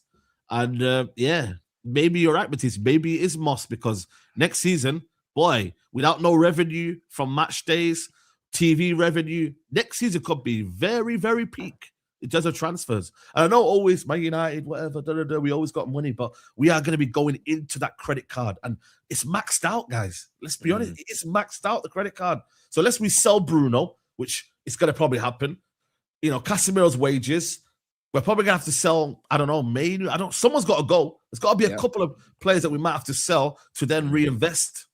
So it's worrying times, man. So, yeah. And them 2 imposters, LB, taking them back to Manchester, please, as well. Jason Wilcox and Omar Barada. Back to Manchester, yeah. The 2 guys that you're guessing up, yeah? Back to your ends, East Manchester, M11. Take them back, please. The 2 guys you were guessing up? At the start, yeah. But once I found out they weren't fit for the job. Based off nothing. No, Omar Barada was in a role that I thought, to be fair, when he come in, I thought he could come into the role and do something, but he was never a CEO. When I actually deep dived into what he was, never really fit for the job. So, you know what I mean? Once I see new evidence, I call it out. Simple as that. Fair enough. Do you remember he had his shades on when they signed Omar Barada, and they had that flag and he was doing all that dance, Somalian dance in the room and all that. No, I wanted Qatar. Let me make that clear. I wanted Qatar. Yeah. As a matter of fact, I actually messaged his Sheikh Jassim's son today, and I was like, "What are you doing? Can you buy Qatar? What's going on?" And he said, I'll be real. He actually replied, "Inshallah, one day." I said, "But inshallah, one day, but now, man, put a bid in now." So I don't know, man. I don't know. I'm trying in it, but it's peak. Man's trying to DM a whole king to buy a club for £5 million on Instagram. Bro, listen, I'm trying in it. I mean, yeah, got to start from somewhere. Someone's got to start some sort of negotiations. You know what I mean? Like, get his son on an exclusive interview on SAEED TV. The newspapers will pick out quotes from that interview, because you're getting to say things like, "We want Man United." Yeah, and then bruv, get him on, man. SAEED TV. We'll see, man. Maybe this is my job for the next 6 months. Middleman. Seeing as I've got no games in it, so. Let me do the super chats on United. There's a fair few, and move it on. Adam says, Man United are an example of what bad owners can do to football clubs. Nothing will change until them Glazers and Ineos leave. Yeah, it's not looking good. I agree. Robertinho says, Holy United, I replaced Shite with United, SAEED. 40-game season, is peak. Not even fun bantering anymore, I can't lie. Big up LB and the panel. Come on, big up Robertinho. Love for the love as always. Let me see. I see Real Madrid. I'll get them ones in at the end. Alfie says, United fans need to wake up and realize the players were still begging Emery, so there will be no bounce. Look at their body language. The season is a write-off. I think people need to realize 2 things can be right. The owners are bad owners, and Amrin was not the guy. I think let's just stop the revisionism, man, please. Let me see. Here we are. Man United or tied, whatever. SAEED, we have to realize that we're not a big club anymore. We don't have world-class players in our squad. We have Ugarte, Dalot, Dorgu, Shaw. Yeah, I mean the lines are often blurred between big and best. Like Man United are still a big club. You could be a big club, but not the best club. Far from being a good club. You know what I'm saying? Is you can't conflate the two. Bruno getting hacked, Teshimar, rats on the pitch, roof is leaking, Carrick at the wheel, and Barada Wilcox at the helm. Love to see it. Long may it continue. Man City fan Shamar. Was game big up to the Brighton fans. Not many, but was singing in the East Stand, and Ungreat and Ugarte and Dalot need to go. Pissed. Didn't see SAEED in the East Stand. Yeah, I wasn't in the East Stand. I was in the Alex Ferguson stand. So yeah, that's why he probably didn't see me, bro. Big up Daniel. Members, Wilcox saying he's a manager at heart and how it's hard for him not to interfere. Embarrassing coming from the director of football. Don't blame Emery for his outburst. I agree. Mad. Cool. Actually, here we go. SAEED TV quote: I wouldn't mind giving Carrick a 6-month contract until the end of 2026. A diabolical SAEEDism there. Masum says, SAEED, now that you're free midweek, can you babysit for me? Me and the missus will be forever grateful and pray for you. There's job opportunities. Is your internet good? Can you go live? That's the he says matches on. He's gonna be football focused TV for moving forward now. United fans got to know they're losing games when Dalot, Dorgu, and Ugarte are starting. Might as well get the Fletcher twins on for Max Hate Watch Bants. I told you about Dorgu. Tide's turned again. Ricky says, big up Big Four, SAEED and Tobes. SAEED, would you take Xabi Alonso at United? And Grizz, do you think Alonso would go United if offered the job? I mean, I think he would have come to us, but yeah, I don't. For me personally, I'm not gonna lie to you, I wouldn't take him. I need someone a bit more experienced, man. He'd be idiotic to go to Man United. He's just gone to Real Madrid and done one of the shortest stints you'll ever see. He's just damaged his reputation a little bit after Leverkusen, but not to a point of no return. He needs to go to a proper club that are stable, that will back him in financially, that don't have the restrictions that maybe Man United might have. But also the culture of the club needs to be set in a certain way for him as well to thrive. He needs to go. And Liverpool makes much more sense because Liverpool fans will get behind him. Former player, they'll get that buy-in immediately. But it has to go horribly wrong at Liverpool for a Slot to get sacked, though. Maybe, yeah. So I don't know. I don't know what's going on with Slot. I feel like Slot, if he's going to go at the end of the season, it'll go peacefully. Himself. Yeah. I don't know. Yeah. Sefa says Wolves will play more games than United, least amount of games since 1915 during World War I. Could 2026 get worse than 2025 for these men? Well, we're here. We're here, man. We're here. And why always me says SAEED Tolls, would you take Felipe Luis as a coach? He's won everything in South America in a year. Surely can't be worse than Frank and Scammering. Yeah, he's doing well there, man. I can't lie. He just signed a new contract, apparently. I don't really watch him, so I'm about to get Paqueta and that. So I don't really have an opinion. Yeah. Says, I'm genuinely convinced an opinion on that one. If you offered Dalot and Ugarte to Wolves and West Ham, they'd still turn them down and stick with Souček and co. Oh, Dalot is honestly, man. The guy, I think, because he's a cousin of Amrin, yeah. I think he was playing against us yesterday. I can't lie, man. I was like thinking, yo, what's he on, man? Because he was terrible, man. He was his cousin of Emery. Either way, it says 4 years ago, I asked SAEED if he'd take World Cup winner Joachim Low, and he laughed it off. So I ask again. He's assistant manager ideal for football today. Bro, when did you ask me this, man? Come on, man. Like, what are we doing here?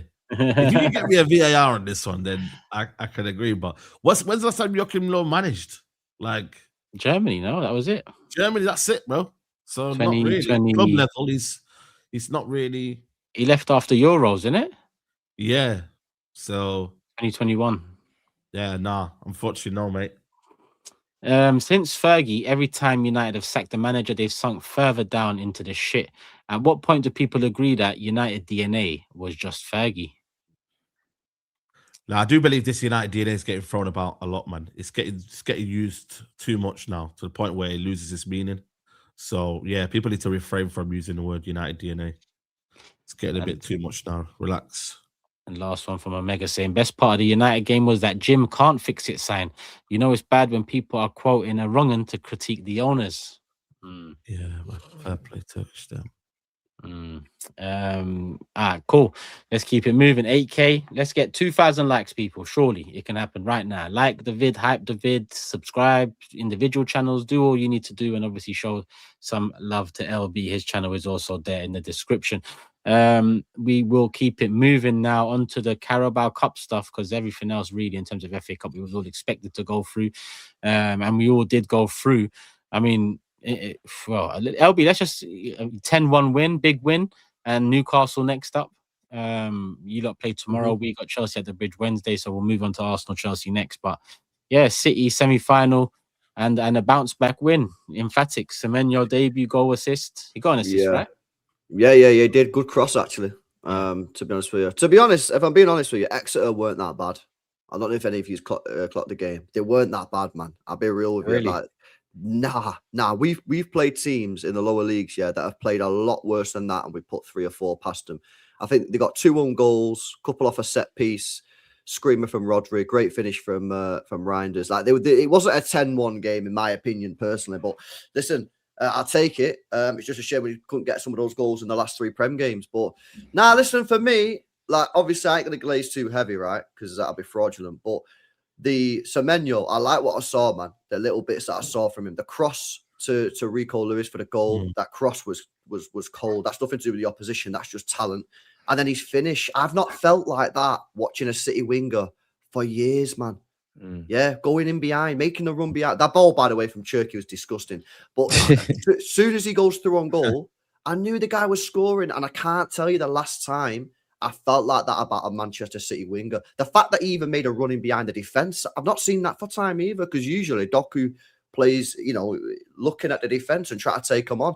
So it's early days, obviously. It's one game against Exeter, so I ain't going to go too heavy. But I like what I saw. I'd start him tomorrow night.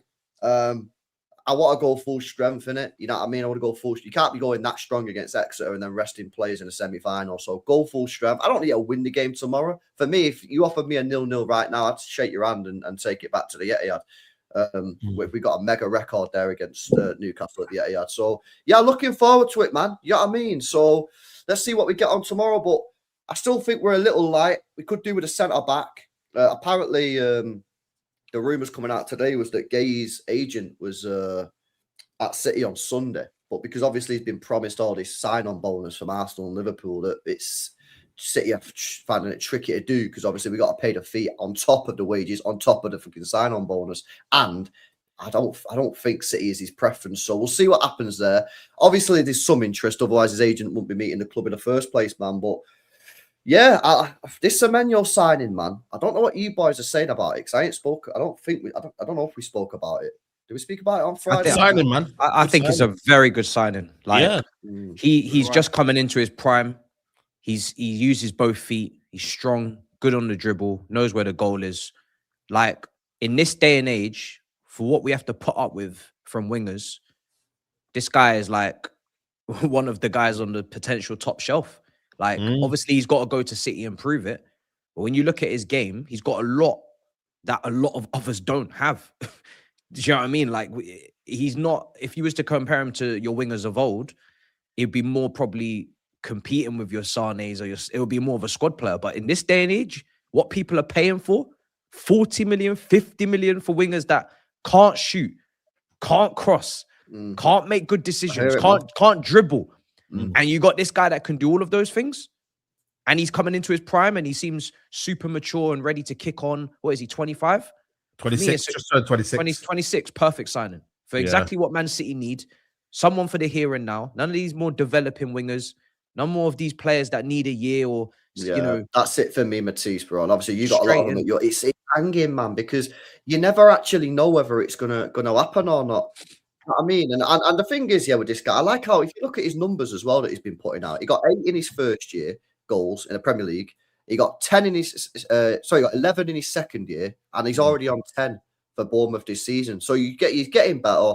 He's 2-footed, and to be honest with you, he might score more goals for City in the next 6 months than Doku and Savio have got combined in terms of Premier League goals, which is wild, man. You know what I'm saying? He's a shooter. He's a shooter. He's not your stereotypical like elite winger, because I don't think he is, but he's a good player. Like, he's strong. He can shoot with both feet, like Matisse said, and he can do the 1v1 thing on occasion. Of course, there will be some games, maybe against like a very set defense, low block, maybe where he might struggle. But in the end of the day, you heard Pep's quotes. He was brought in to attack space and transition and to score goals, to be powerful, strong runner of the ball. He can carry the ball. And another thing as well about him is he's so relentless off the ball. Like, he works so hard off the ball. I think it's a good signing for Man City. I really do. When Liverpool were interested in him, obviously I had a closer look at him. And the player comparison that came to my mind, Lewis, every time was Sadio Mane at Southampton coming to Liverpool. That move. This guy is 2-footed. You couldn't tell if he's left-footed or right-footed. He's got such a powerful tractor of a shot on his left foot. He's so strong, powerful. And Toby's right. He's not your Doku type winger. Jinx, dinks, body swerves, this and that. He's very direct, and he's got a knack. He's got a knack of scoring goals at the far post. So, in this day and age, that knack you can't buy that, man. You have it or you don't have it. I actually think he can play in all 3 positions, because I think he'd be deadly through the middle as well. So if Haaland would ever need a rest, I think you could play him through the middle as well. So, but I think I hate that you got him. We just need we need more goals with the team, because if Haaland doesn't score, our wingers aren't scoring. And it's not Doku or Savio slander, but Doku's been here 3 seasons and he's got 7 Premier League goals, and Savio's been here 18 months and has 1 Premier League goal. Yeah, that's just all right. They bring their own little, piece to the party, right? Whatever they're actually shocking numbers. They're terrible. No, and listen, don't be wrong. Doku's been good for us this year, but we still have a problem where if Haaland doesn't score, our wingers ain't scoring. So this is what Semenyo's going to be doing. I don't need Semenyo to be this mad, tricky, techie player. Yeah, just put the fucking ball in the back of the net, mate. And on the low block thing, yeah, all right, he might not be, but he can then shoot from the edge of the box as he did against Spurs. So he's got that in his locker as well. So listen, I think it's a good addition to the team. I was happy we signed him. And I actually think I might have underestimated him a little bit, even though I wanted him, because bro, he's so 2-footed, man. Like I think the low block thing is overstated. I've seen him go past players in tight spaces, and the thing is with him, you can't really judge if he's going to go left or right. When you've got that as a winger, you're very difficult to stop. And like I said, he's strong as well, so he can barge you off the wall. So I don't think he's going to have a big issue against low blocks, to be honest. And if Cherky's on that pitch and he's looking for runners, and he's going to be direct and he's going to be just going for goal like that, yeah. Did you see that pass, Matisse? Cherky did. Yeah. Crazy. Yeah, but he's like a proper playmaker, man. Like, old school. Yeah. He was doing mad stuff on the pitch. I think that's why didn't he do nothing like that in the 3 games that you drew? Why didn't he do any of those creative best number 10 in the world? Florian, you want to talk about Florian Wirtz? Florian Wirtz scored today. Go on, man. Segue, man. I'm talking about Cherky, man. The three draws, they're at the title race. Well, could have been at the title race if Arsenal capitalized. Why didn't he do it in the game? That's the games he was bought for, innit? To unlock tight defenses. Everyone. He's talking about a pass against Exeter in a 10-0. But what was 120 million Florian Wirtz bought for? Because he cost 4 times. He cost 4 times the price of Cherky, and you're currently 4th in the table. You're not in the title race, are you? You're not in the title race. Nah, because I'm bored, bruv. Let me get involved. So Wirtz cost 4 times the price of Cherky. You're not in the title race. You're 4th. But Cherky's got a problem. I'm talking to Cherky stands. Yeah. Well, what about the Wirtz? To be fair, Cherky only started in 2 of the games, and in the game that he come off the bench, he was our best player. What about the Wirtz stands? Well, because he got to go against Barnsley. Can't check versus figures, Mr. Nerd. You should know about that. Oh, really? Yeah. Oh, really? Am I going to be impressed? Am I going to be impressed? That's 5 games. That's 5 games. Hold on. Wow. Don't change the narrative. 1 month ago, you wanted numbers and output. Now go and check his output. Now shut up your mouth. 7 goals and assists now. Suddenly, Let me bring the super chats in now on Man City. This one says, big up LB, 1 hour and 20-minute commute home because of traffic. It's cool though. Big Six going to get me through it. Salute to the panel and the chat. Love for the love. Come on, my bro. Hopefully you're nearly there because that one did come in about an hour 20 ago. So hopefully you're safe home. Let me see if there's any more. A couple Liverpool ones. I'll get them in when we need to get them in, which will be soon. And if you did send in any on Tottenham or United, I'll get them in at the end as well, people, if I've missed them since. On City, there was another one, I'm sure. Where are we? Here we are. AB says, and pardon for the lack of energy in this, but hoping to hear Semenyo in the key of Aguero come May 2026. Salute and shout out to the channel and the panel. I'm not hoping that, but love for the super chat. And that is it. Yep. City won. All right, cool. Does everyone think City get through against Newcastle? Yeah. Have you seen, by the way, have you man seen Newcastle's away fixtures?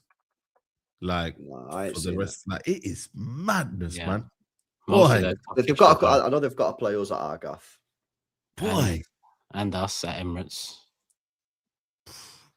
Yeah. It's long. All right, cool. Keep it moving. Like, hype, subscribe. 1 hour 30. On to the big one. Big Six. We are back mob this Wednesday live 7:30. First mob we're doing outside the Premier League, but it makes sense because Arsenal are playing Chelsea at the Bridge.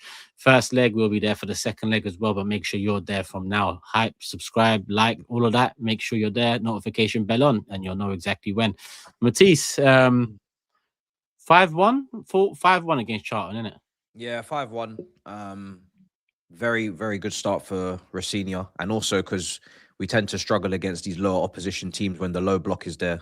And they had the lowest of blocks, man. They played like a 5-5-0. So first half was just about trying to find some space. There was very little of it. And it was down to the wingers to really beat their man, even though it was 2v1s out there. Gittins did a great job in doing that. He was by far and away our best player in the first half, I felt. Playing on his wrong side, having to chop in on his left foot, cross his shots, and he was causing problems. Garnacho on the other side, the less said, the better. Do you know what I mean? Struggling again. So low block, not his forte. Then when we get the goal from Hato, second half opens up, more counterattacks, more transitions, more rock and roll, more back and forth. Then Garnacho starts to get involved, starts to look better in the space, and creates for Buonanotte. And then I think Hughes stabs home. And this is after Tosin gets a goal from a header as well. So after that, second half was just easy, man. We could have scored more. It was just free for all. But it was just getting that first goal and just getting that Charlton block opened up and just let them now come out and try and see if they can come back at us and get an equalizer. And once that happened, it was never going to be a problem. But not really much to take from it because 11 changes or 10 changes, it's not the team we're going to play when we play Arsenal. And also, of course, it's not the type of game we're going to play too often. No Premier League team will put up such a... I mean, there's defense, there's defending, and then there's what Charlton were trying to do in that first half. No one's going to do a 5-5-0 against us in the Prem. So, yeah, we're just happy to just bang in goals and smash them and move on, man. And, yeah, good game for Gittins and good game for Esteval when he came on.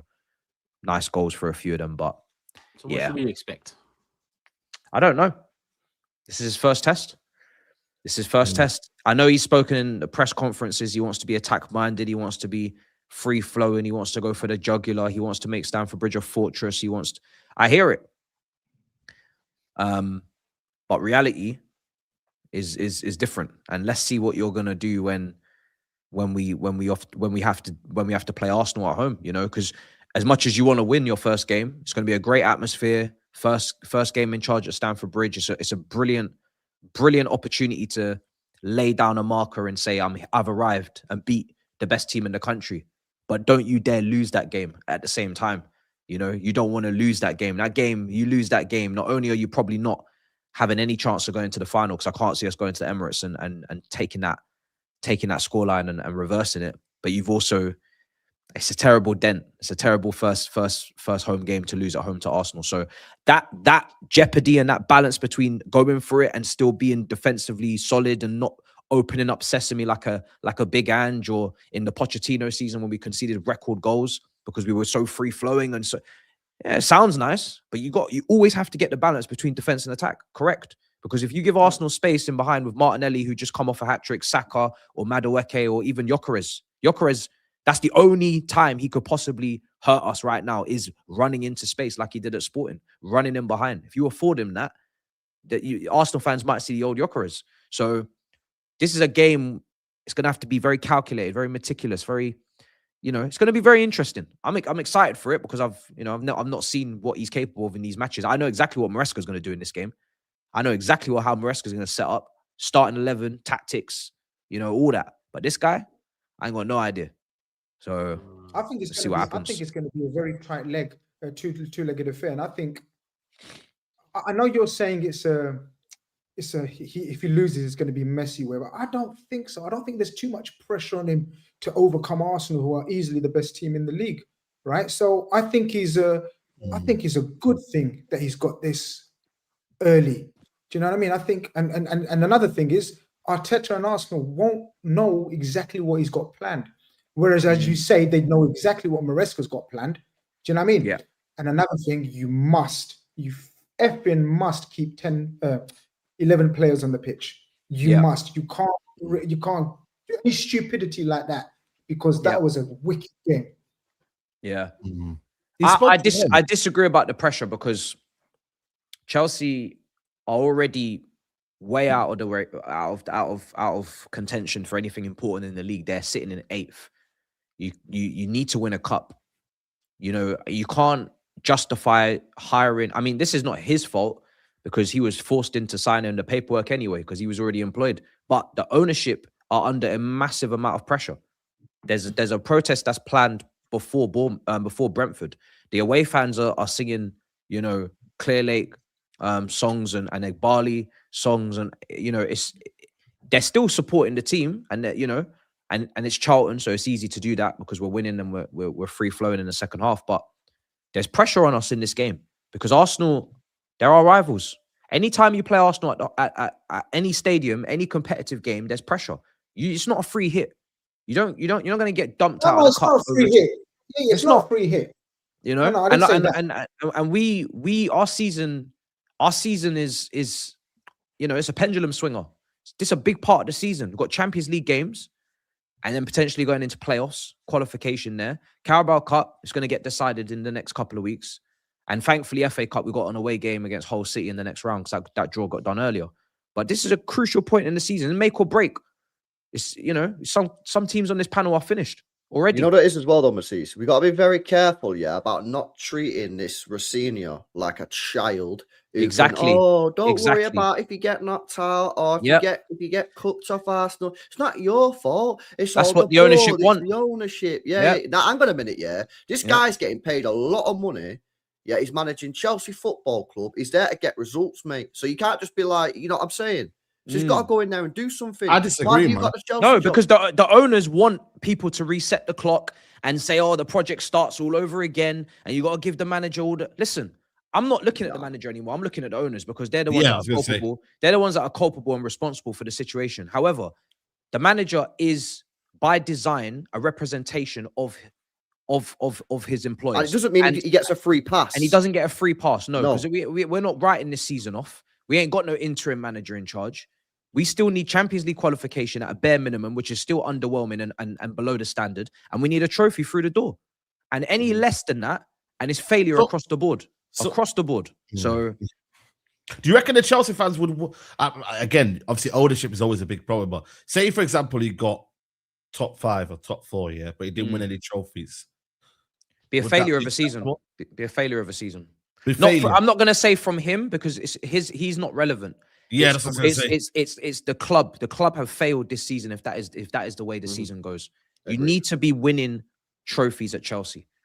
That for me is integral.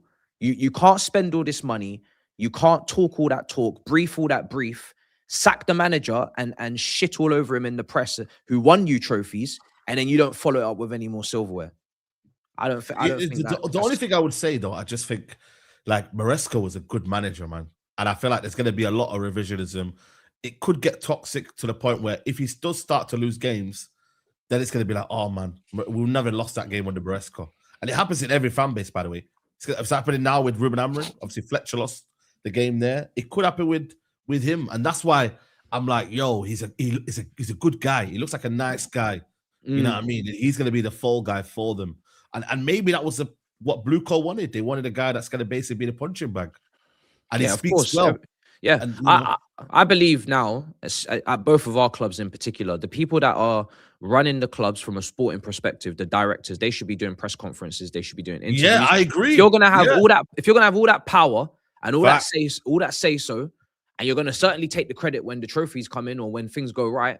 Then when things are going wrong, you should be talking to Sky Sports and TNT and all these broadcasters. Why not? It's never going to happen. That's what they. It's never going to happen, but they should. Yeah, they pay the manager to literally like take the heat. Well, our director Jason Wilcox did a podcast with MUTV when we won 3 games in a row. Oh, but that's like, bro, all them questions are softball.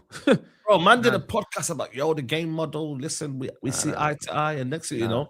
Not been since. So he needs to go and do a podcast with Joe Rogan, fam. That's what he needs to go and do. Brother, I'm telling you. You know what I mean? Swear down, bro. It's crazy, man. These directors, obviously they're in power and that, but it's like, come on, man. Who do you think you are? Oh, yeah, man. I think there's gonna be a common theme now where managers are just gonna say, you know what, I'm not being that guy to be the punching bag. And that's why you're seeing maybe certain managers speaking out. You know what I mean? I don't know what happened with Alonso. Apparently it was Vinny Jr. and certain men were calling the shots. And you're like, how much control do I have? You know what I mean? Like, what do I do? I think with Arteta, he's kind of managed it well, you know, in a sense of like, he's got everyone on board, maybe.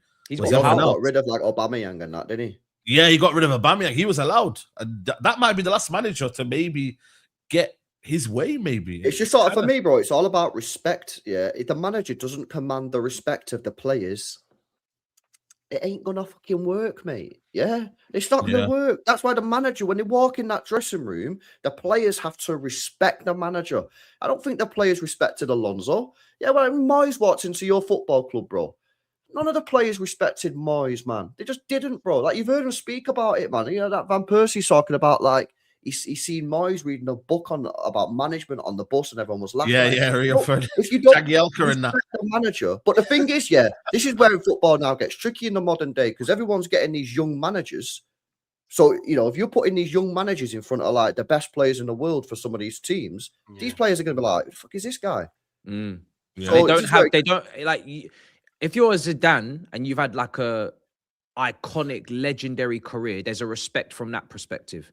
Or you've had a legendary managerial career, obviously preferably both, then there is a respect from that level. Like when we had Frank Lampard to a degree in the first season, the transfer ban, the youngsters, they all looked up to him. So they're going to, you know, but when you don't have either of those things going for you, and then on top of that, your board are undermining you, not backing you, selling players that you rate and respect for your system under your nose, or telling you that you have to just coach whatever you're given, it's a recipe for disaster. There has to be some, like you said, there has to be some sort of respect coming from somewhere, and it ain't coming from above, it ain't coming from below. So where's it coming from? You know, it's mad. It's gone too far, though. I think the whole player power thing and siding with players all the time is the easier option. It's difficult to stand by a manager through dark times, you know, for years, hoping that, you know, standing by that man bears the fruit that you want it to bear. But I don't see many clubs where, you know, when they side with the players, that often find success, especially modern day now. But you're making the investment, though, innit, Turkish? So, for example, right, Chelsea spent, 100 odd million on Enzo, 100 odd million on Caicedo. If them two walk up to the directors and said, mate, this manager is a serious problem. We hate him. Yeah, we can't play under this guy. They've done 200 million on transfer fees for 2 players. Who are they going to listen to? Him or the manager? So you know, player power is a thing. Like, people don't like it, and like you're probably right. It's gone too far. But what are you going to do about it? That's your club. Then has to manage that. They got to manage it correctly. Yeah. What do you do? Yeah, which is difficult part as well, isn't he? That guy. He's a bit of a nerd as well, isn't he? Who? Rosenior. Wow, this guy. He is. Why? Why does he look like a nerd? Does he look like a nerd? Yeah, he does. Okay. Talks like one too. Yeah. Listen, it's one of them ones where it's like he might. I'm actually just watching this Harry Kane goal against Wolfsburg, just to let you know. Yeah.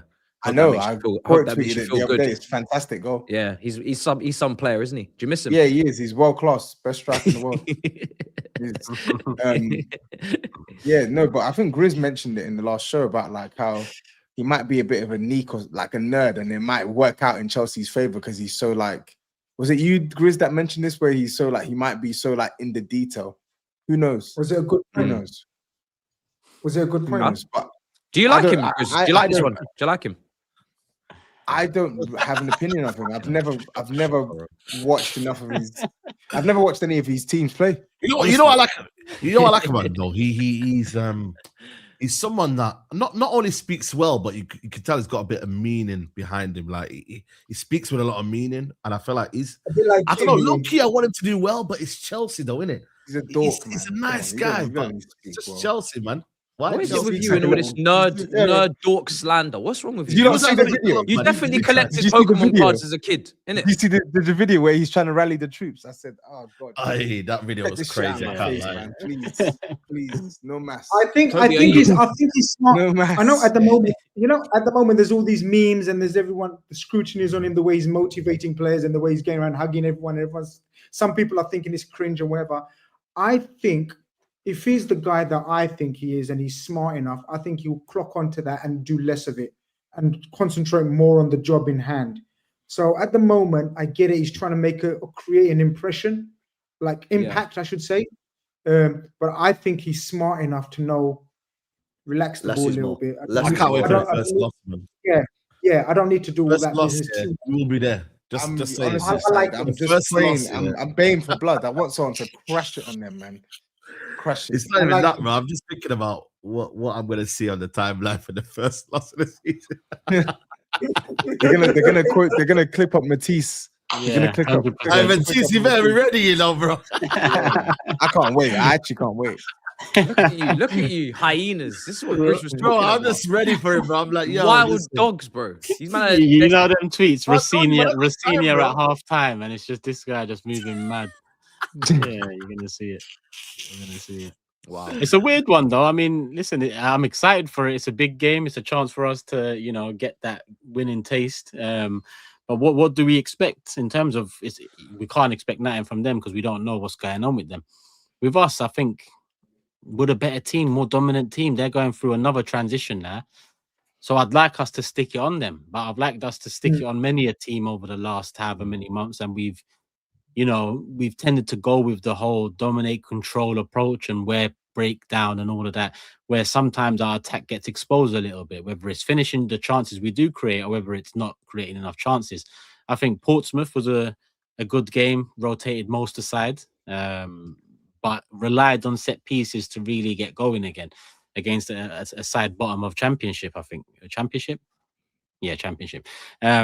So that didn't really bode well like that. I wanted us to get some open play goals and some nice finishes under our belt. Didn't get that. Got Havertz off the bench and got a Jesus start. So, that whole striker debate, Gyökeres, I mean, it basically starts from zero now, like it's done from every single game. All three of them are somewhat fit now. So who starts against Chelsea up top? I'd say Gyökeres goes back in. Kai's probably not ready to start, and Jesus didn't do enough either. I think similar problems with Jesus to Gyökeres, that, not getting shots on goal, probably a team problem, but at least he gets involved. And that assist to Martinelli was a nice assist. So he even had that moment. But we still need to figure it out in attack. I'm hoping this Liam guy don't have a clue what he's doing at this level. And once we open them up, they crumble. We don't know what to expect, right? But I hope that once we open them up, because I do think we will score, I hope we don't do that whole foot off the gas thing. I think Chelsea are there for the taking. The fans are volatile. They're neither here nor there at the moment. So I'm looking to try, get an early goal and win this at the Bridge, because we've got big games coming up. I even think this week, listen, this is a Carabao Cup semi-final, but I think Forest away is as big as this game. So we've got to manage the week accordingly. But it's nice that it's not Maresca. It's nice that it's Rosinia. It's nice that, you know, I doubt he can stand up to Mikel and the tactics and the domination and control and the quality we have, regardless of who's on the pitch. Do you think so? Question to Matisse, but Turkish, I want to get your opinion on this. Do you think he's gonna? Because I saw a clip of him and his goalkeeper. Yeah, that Strasbourg. He won't do that. Yeah, he won't. And the goalkeeper comes basically to like, I've seen that, close to the halfway line and acts as another centre. You can't get away with that. You reckon he'll do that? Chelsea? No chance. No chance. Not now. Why not? Not now. I mean, if he's gonna do that, it's gonna be maybe in season 2, after he's settled himself down and he's got the team playing the way he wants them to play, and also the team are, because they're gonna have to adapt to whatever subtle tweaks and changes he's gonna make from Maresca's system. They're gonna mid-season. It's gonna take time to adapt that. Like the game against Charlton, he still inverted the left back into the twin 10. Hatto was still picking up left 10 positions like he did under Maresca. I don't know if that's gonna be something he carries on. I don't know. So, but the goalkeeper thing, nah. Sanchez has been having a good season. He ain't been making a whole catalogue of errors. Leave it like that. Because if he starts making errors now under this new manager, because he's got him playing in between the centre backs and the halfway line, I'm gonna bug out. He's actually been competent. Like, nah, leave that alone. I've got enough problems. I don't need that on top of it as well. Huh? We don't know. Injuries. Have you got injuries? Yeah, we don't know. He said touch and go for Palmer, Gusto, and Reece. So he's making a decision on them tomorrow. So for me, that's why I've not committed to like Chelsea are definitely going to win this game. And I said a draw in the Big 6 one, because if these guys are not starting, or then bruh, it's long. If Reece James ain't starting, it's very, very Reece is a must. Reece is a must. Reece has to start. That's non-negotiable. Caicedo's already out, so yeah, that would be mad for you. Wait, Caicedo's out. Yeah, he's suspended. Suspended. Shit, this shin kicker, man. He's ducking the smoke. Everyone think Arsenal get through? I don't actually think you win on Wednesday, but I think you go through. Yeah, just because of the home advantage, second leg. Eventually, yeah, definitely. Especially with Caicedo and all the injury doubts from tomorrow. You're right, Turkish. I actually think Arsenal can go there and win it tomorrow. I genuinely think that.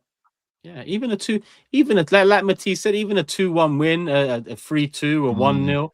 If you take a win back to Emirates, they ain't gonna turn that around. Like let's at the very worst, it might go penalties if they pull out pull European heritage out from somewhere like they sometimes do. But if we win against them at the Bridge, it should be curtains. And already the murmurs were that they don't care about this competition behind the scenes. So yeah, that's not gonna be reflected on the pitch. I can assure you that. Don't worry about that. You can assure that, yeah.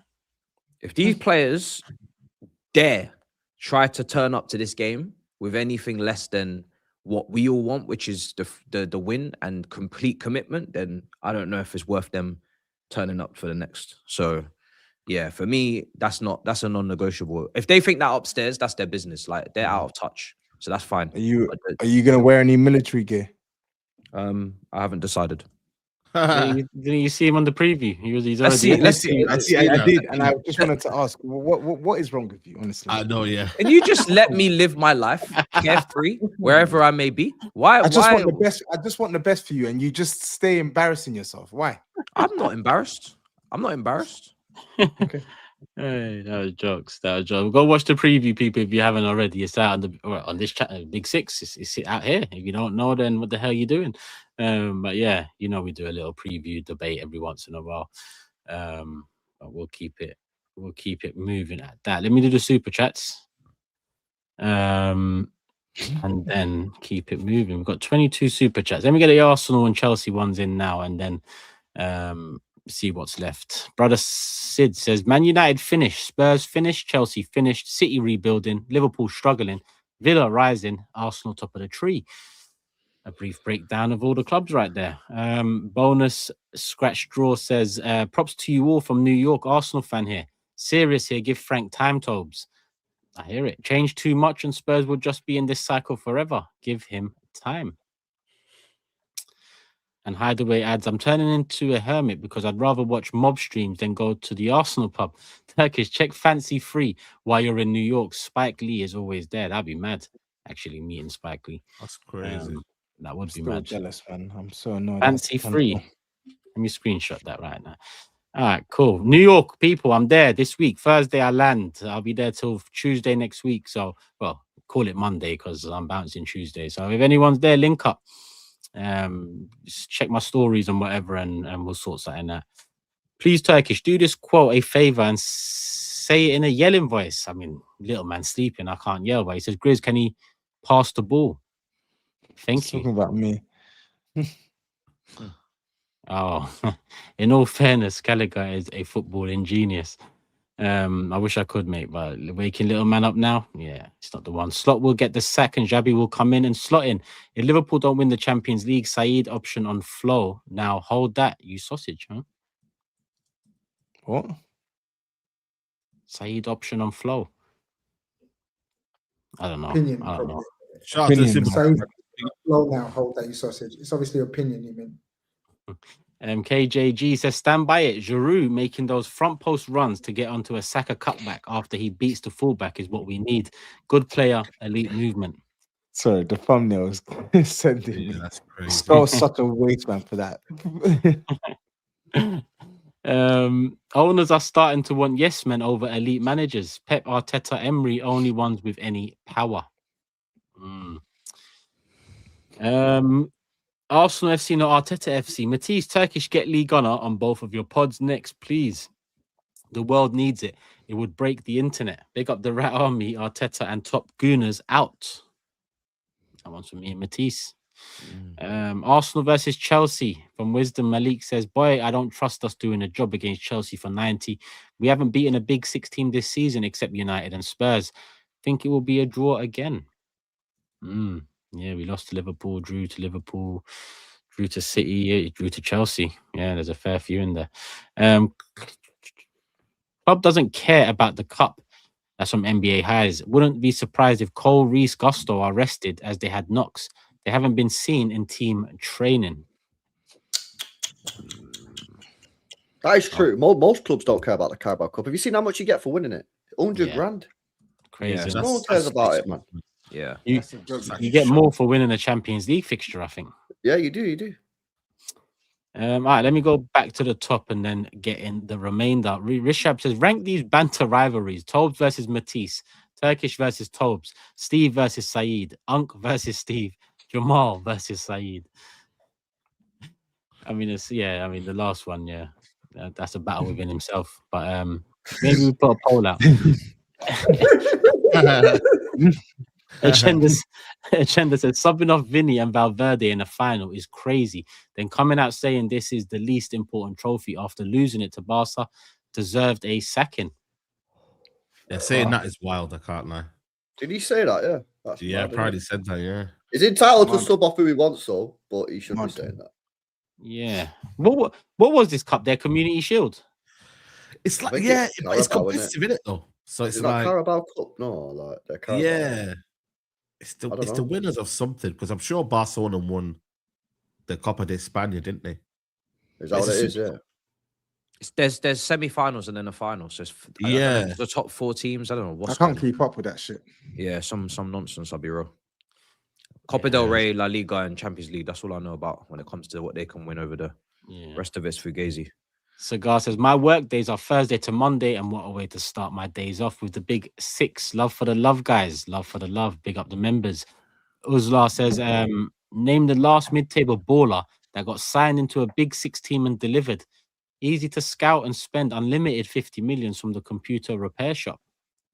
The last mid-table baller that got signed into a big 6 team and delivered.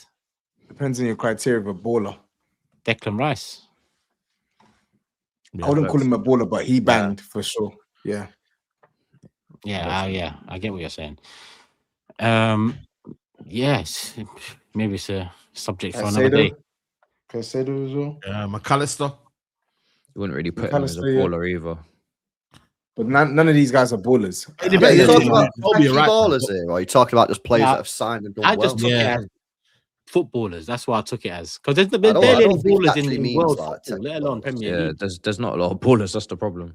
Yeah. There ain't that many ballers out there, man. That's what I'm saying. Gutam says, big up the panel. Question to everyone. Start, bench, drop. European winger edition. Rodrigo, Kvaratskhelia, Nico Williams. You start Kvaratskhelia, or I'd start Kvaratskhelia. Yeah. And I go Rodrigo, sub, Nico Williams, drop. Yeah, I agree with that. Same. Yeah, I'd have that. I swapped the last two. I sell Rodrigo and keep Nico on the bench. So Hey, Man's Nico. knocking himself on the mic, yo. That is crazy. I'm trying to laugh, mate. Yeah. Invisible says Liverpool have Van Dijk, Arsenal Calafiori, Chelsea Cucurella, City Semenyo, United Xerxes. All teams must have a player with long hair now. Now Spurs have one. That is a weird super chat, but shout out to you, bro. Tobs, in your exact I was looking at hairs in that. Actually, this is a follow-up on earlier from Ricky. He said, in your own words, exact words, where are the haters now, huh? Shut the fuck up. Bentancur, world class. Smash 2 goals versus Leeds on 3rd of November 2022. He's lying. Bring the clip. Boy, let me go and search this. He's lying. Go check it. Go check it. World class. Go check it. Bring the clip. Video. You're a liar. The structure of the sentence does scream Tobes. That's why. So why doesn't he put the video, the timestamp? Go do it. Show the clip. Sort us the timestamp out, lad. Yeah, that's send bad. the timestamp if I said we that. ain't safe on this app, man. I'm very raw. Oh wow, yo, I got the video right here. VAR working Stockley Park. We're gonna hear from them soon. Yo, Toes, man, you might be finished, you know. Yeah, play it. Go on. Nah, let me just let through super chats finish and then Have you got it? Yo, have you got it already, Saeed? Yo, it's looking good right here, man. Let me finish the super chats. You just make sure you got what you need to have. Connor says, a year ago, I asked who had done a better job, Unai at Villa or Howe at Newcastle. Panel gave it Howe for the EFL Cup. Thoughts now? I'd still say Howe because he's got over the line with something. He's got trophies. He's actually in a semi-final right now as well. Yeah, he's got a trophy. And he's qualified for the Champions League multiple times. So, yeah, I agree. Yeah. Tobes, you're being dramatic about Gallagher. He is better than most midfielders we have. Yes, we need a passer, but Gallagher definitely helps us. That's from a more measured Spurs fan. Microwave Palmer says Villa, Liverpool, Arsenal, City, Newcastle, Brighton, Palace, Chelsea. Man Utd doesn't start for any of these teams in midfield, yet United fans called him baby Sadoff. LB is right. And that all came from Rio first and foremost. I'll never forget it. Madman. Yep. Box of Oranges says some Liverpool fans will see the Chelsea, United, and Spurs dumpster fires and then advocate for firing the manager 8 months after winning the league. Big up Raji. What do you guys think is the FIFA score equivalent of being world class? I would say 88 is the threshold. What is super chat? I would say 87, but no way. They're giving sometimes they give some any guys 88. Depends on, man. The old FIFAs you could get away with it being 85. But true. The new ones, you know what I mean? I mean, it's just 87, man. Strong. I say 85. Yeah. What would you say, GRIZZ? What would you say, GRIZZ, for that?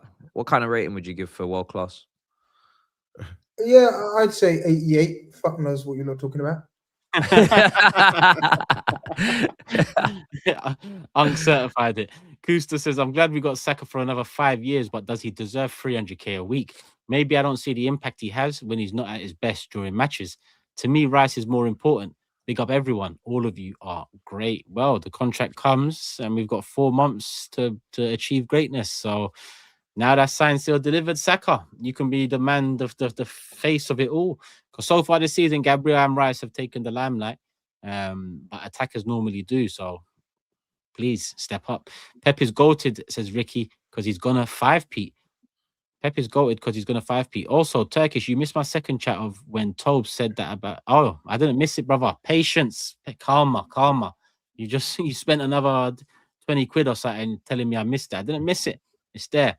I got it in, but we need VAR. That'll be better. Big up Ricky. Big up the community. Big up everyone that sent in the super chats. What'd you say?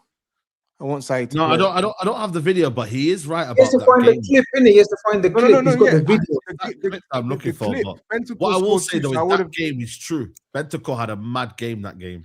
Yeah, he played well, but I wouldn't call him world class. So that's what I said. Go search Tottenham 3 Leeds, Tottenham 4 Leeds 3. Everyone, go search it and find me the timestamp where I said world class. Go search it. The game was played around October, November 2022. Go search it. I'm so confident I haven't said this. The guy's a liar. All right, Yeah, we'll find it. We'll find it, We'll man. find out, man. We will find out. We're here twice a week, every week, live. So make sure you're here, people. What you say, Matisse? None. Cool. Nothing to add to TOBS' little escapade. On that note, I think Toes, man, chill, man. You don't need to search it, Toes, man. Relax. Nah, man. I hate. I told you. If there's one thing, I've been up since 4 a.m. I've been up since 4 a.m. Now look at him. Look at him now. If there's one thing I dislike, it's liars. Don't delete evidence, bro. What did he say? What date was it? The 20 of November? When? 13th of November 2022. I've got here 2023, so I don't know. Was it my channel or your channel or this channel? Actually, 2022. Yeah, you're right. Yeah, it would have been on my channel. Oh, what? You didn't say it on Big Six. You said it on your channel. He said. I don't think he actually said what channel it was on, innit? Oh, yeah, specify what channel. Specify the channel, bro. Guys, state your name. I'm just gonna leave this on. I'm just gonna leave it on this. Me, that wouldn't even call some of these players that are doing big things on this panel world class. No, but hold on a minute. I would call Bentancur world class. Please be serious. Hold on a minute. Remember that time? Please be serious. I don't even call Madison world class. No, Tobs. Wallahi, there was a time, where Madison's the barometer who's played so much football. I used to rate Bentancur. I used to think it was not Bentancur. I remember on here when you said something and you said clearly that you didn't. Yeah, we got the VAR and you were wrong. Basically, remember, guys, we pulled it up. We got the video. And you then was like, oh, yeah, but I didn't mean it in that way. I don't know if it was the amount of goals you scored, if it was a bet. I think it was a bet. It was a bet. It would have been a bet. Remember? It was a bet. It would have been a bet. Solanke, have if I'm wrong, something like that, if I'm wrong, I'll accept responsibility. But this one, you know how finicky I am on world class. No, I agree. I don't believe you said that. Serious. But then again, this is, you know how long these shows are? 2 hours, 3 hours? Like, we can say no way. There's no universe. I'm calling Bentancur can't pass. Even when I liked him, he can't pass. That was a start of his career. He can't pass. Come on, man. I'll be real. There's no way he said this. Yeah, I don't believe it. I don't believe it. Please. Personally, I don't believe it. Come on. There's a way, man. Come on. But yeah. Well, listen, Ricky, let us know. If you know, you know. If you don't, then yeah, we'll move on. Matisse, TOBS, GRIZZ, SAEED. See you on the next one. LB, love for the love, and we'll see you soon, my brother. Community, big up, man. Show some love. Channel link description below. Big up LB and obviously the rest of the lads as always. We'll be back on this show on Thursday night. Well, they will be. I'm not here for the next couple. I'm in New York, but we've got a couple substitutes ready, available. So it's going to be a full house. Steve's back on Thursday, but before Thursday, there's Mob Wednesday. Make sure you're there. And if you need something to watch now, go over preview Arsenal Chelsea. It's out now on this channel. Love for the love, people. See you soon. Peace. We're out.